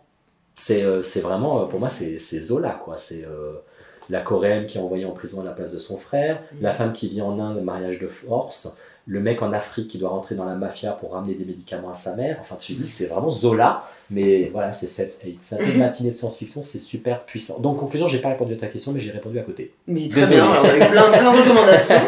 Alors, cette question qu'on a aussi déjà, sur laquelle on a déjà échangé, mais en ce moment-là, aujourd'hui, qui est-ce que tu aimerais recevoir? Alors, j'ai beaucoup réfléchi. Entendre sur une Power. J'ai beaucoup réfléchi, et à l'unanimité, Bilal Hassani. Ah ouais? À l'unanimité. Okay, parce que tu sais pourquoi? Parce que ça rejoint ce qu'on a dit il y a 20 minutes, c'est que quelque chose que tu ne comprends pas, quelque chose qui peut même te dégoûter, qui peut entraîner de la haine, parce que le mec il s'est pris des tombereaux de merde sur internet, et ben quand tu le vois, tu comprends. Et en fait tu te dis, mais en fait c'est mon frère, c'est notre Lady Gaga à nous. Et moi Bilal Hassani je le connaissais pas, je savais que c'était un mec qui faisait de la chanson, je savais qu'il avait fait l'Eurovision, ça m'intéressait pas, puis j'ai regardé Danser avec les stars, parce que j'ai que ça à foutre de ma vie, Masked Singer, Danser avec les stars, Koh-Lanta. Et à l'époque, il y a 2 ans, il faisait la compétition. Et j'avais entendu que Mathieu Delormeau lui avait chié sur la gueule, comme quoi... Tu connais cette histoire? Non, pas du tout. Bah, Mathieu Delormeau, qui a touché pas à mon poste, a estimé que c'était pas bien... C'est le blond, là, c'est ça? Ouais. Okay. Et a estimé que c'était pas bien, de la part de TF1, de mettre Bilal Hassani, qui est efféminé, Parce que lui, Mathieu Delormeau, et c'est son droit, il fait ce qu'il veut, estime qu'il n'est pas représentatif des homosexuels. Alors je ne savais pas que Bilal Hassani était représentatif des homosexuels, Bilal Hassani ne représente que lui-même. Bilal Hassani n'a jamais été un porte-étendard, il n'a jamais dit qu'il représentait qui que ce soit, on lui a foutu ça sur les épaules. Le mec, il vit sa vie, il la vit comme il l'entend. Mathieu Delormeau a estimé que ce qu'il était entraînait un peu un préjudice pour la réputation des homosexuels. Moi, j'appelle ça de la folophobie, en fait. J'appelle ça de la folophobie. Après, à nouveau, est-ce que c'est un choix de TF1 ou pas? On n'en a rien à foutre. Plus belle la vie, en 10 ans, a fait rentrer l'homosexualité dans ta télé. Et a fait que le commun des mortels est, dans les études, beaucoup moins homophobe qu'il y a 20 ans. Merci Plus belle la vie, qu'on aime ou qu'on n'aime pas. Bilal Hassani, le français de base, l'a vu dans sa télé. Et il a vu ce qu'il était. Juste un mec normal, une personne normale. Et tu as oublié qu'il était homosexuel, qu'il était rebeu, tout ce que tu veux. Tu as tout oublié. Tu as vu un humain dans sa pureté. Et moi, je l'ai trouvé absolument fascinant. Et puis à nouveau, il y a des gens qui ont dit « Ouais, mais en plus, ils l'ont mis avec Jordan Machin, qui a une grande seringue, hyper viril, mal alpha et compagnie. » Qu'est-ce qu'on en a à foutre? Ils se sont parfaitement entendus. Et Bilal Hassani est revenu cette année dans le jury. Et il était comme toujours flamboyant. Et je me dis, ça c'est l'inclusivité intelligente. Tout à fait. C'est l'inclusivité intelligente, on va te mettre ça. Et je pense très honnêtement que quand tu mets Bilal Hassani, qui est efféminé, ou maniéré, ou femme, on n'en a rien à foutre. Si le français de base, et quand je dis de base, c'est pas péjoratif, c'est nous. Tout un chacun. Nous, tout un chacun. Si le français de base tolère l'homosexuel efféminé qui a une perruque et qui est maquillé, il tolère l'homosexuel basique, hétéro, de l'ombre. De l'ombre. Conclusion, c'était beaucoup plus intelligent de mettre lui. Et pour moi, TF1 n'a pas fait quelque chose de racoleur. TF1 a fait une idée politique et sociale qui a été hyper intelligente. Et donc, Bilal Hassani, il faut le recevoir. Je pense que ce mec est solide. Il est solide, putain. Avec tout ce qui s'est pris dans la gueule à son âge, il est solide. Hein. On n'arrête pas de tracher Christine and the Queen. Christine and the Queen, est-ce que ce qu'elle fait est sincère ou pas? On s'en fout, en fait. Est-ce que c'est un produit marketing? On s'en fout. Parce que, alors après, on peut ne pas être d'accord avec la façon dont elle le fait. Est-ce qu'elle sert la vie des non-binaires? Est-ce qu'elle dessert les non-binaires? De toute façon, quoi qu'elle fasse, de toute façon, tu te feras toujours emmerder sur les réseaux sociaux. Elle entraîne une visibilité, c'est sa vie. Elle la vit comme elle l'entend. Elle a le droit de la médiatiser, de ne pas la médiatiser. On a le droit de regarder ou ne pas regarder. Mais voilà, ce sont des personnages qui sont intéressants. Vraiment intéressants pour ce qu'ils apportent. Et courageux. Ah bah, je trouve qu'elle est sacrément courageuse. C'est quand même fait insulter sur les réseaux sociaux. Après, elle n'aurait pas dû répondre, à mon avis. Elle n'aurait pas dû répondre. C'est très dur. Parce que tu sais, le jour où tu te fais insulter, tu verras. Moi aussi, au début, je me disais, on ne calcule pas. Mais en fait, quand on te touche sur quelque chose qui vraiment te touche personnellement, c'est pas juste des critiques. T'as envie de te justifier, en fait. Sur le parcours et embaucher des gens. Ouais. Bah, alors là, je ne. Alors, la liste est longue. Je ne prétends pas avoir la responsabilité de cette phrase. Non, je plaisante, mais je comprends tout à fait que quand tu te fais attaquer, c'est très dur de ne pas lire et de ne pas répondre.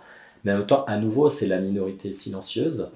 Et comme dit RuPaul, j'avais déjà parlé de RuPaul, ne regarde jamais ce qu'on dit sur toi et regarde toutes ces personnes au quotidien qui te disent merci, tous les gens qui t'ont envoyé des messages, parce qu'avant qu'on commence, c'était des milliers de thématiques et c'est pour ça qu'on n'a pas pu tout traiter.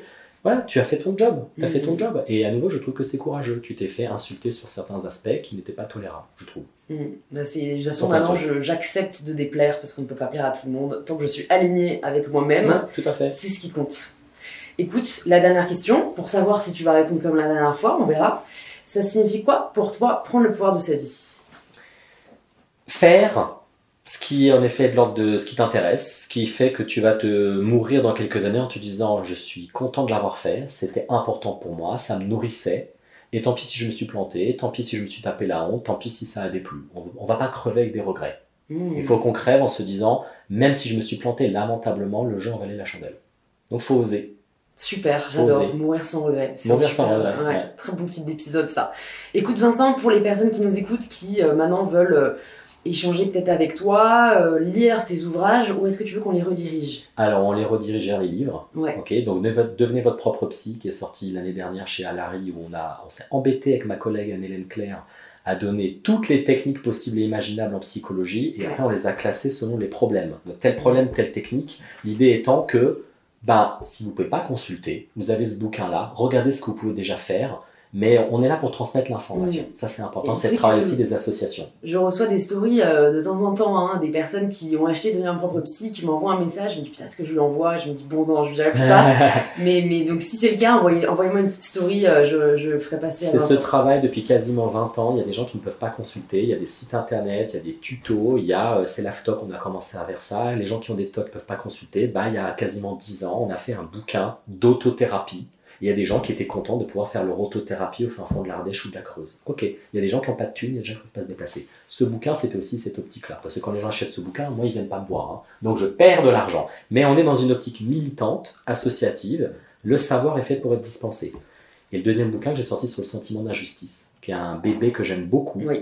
Parce qu'il n'y a rien en France sur le sentiment d'injustice. Et parce que pareil, c'est un peu partout. C'est entre la dépression, le trauma, tout ce que tu veux.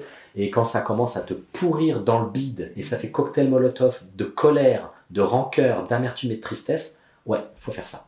Génial, voilà. Je mettrai tout ça dans les notes du podcast. Qui regardent les bouquins et la chaîne Neurolife que j'ai créée avec que j'ai pas créé, que un de mes potes, Gabriel Raffi, a créé, où il se déplace, il va voir des professionnels de santé, ergothérapeutes, psychologues, neuropsy, sur des sujets comme l'autisme, la dyspraxie, le trouble bipolaire, et pendant 1 heure, il reçoit un professionnel de santé avec des questions en direct sur Facebook et on répond pendant 1 heure. Moi, c'est moi qui m'emmerde à les charger sur YouTube. Je crois qu'il y en a 80 des vidéos et je les charge, ça prend du temps. Et le but, c'est de faire une immense base de données où on aura un peu brassé tous les diagnostics et toutes les grandes lignes directrices des prises en charge. Et ça, c'est cadeau, ça nous prend beaucoup de temps, on ne touche pas l'argent là-dessus, mais au moins derrière, le but, c'est que les gens, en allant sur YouTube, puissent se dire « Ok, j'ai enfin compris ce qui se passe et qu'il y a des moyens. » Il y a des moyens pour aller. Il y a des moyens, voilà. Merci beaucoup Vincent, c'était passionnant. Je crois qu'on a fait peut-être le plus long épisode du podcast d'InPower, mais 4h30. J'aurais pu continuer longtemps. À très vite Vincent. Merci, au revoir.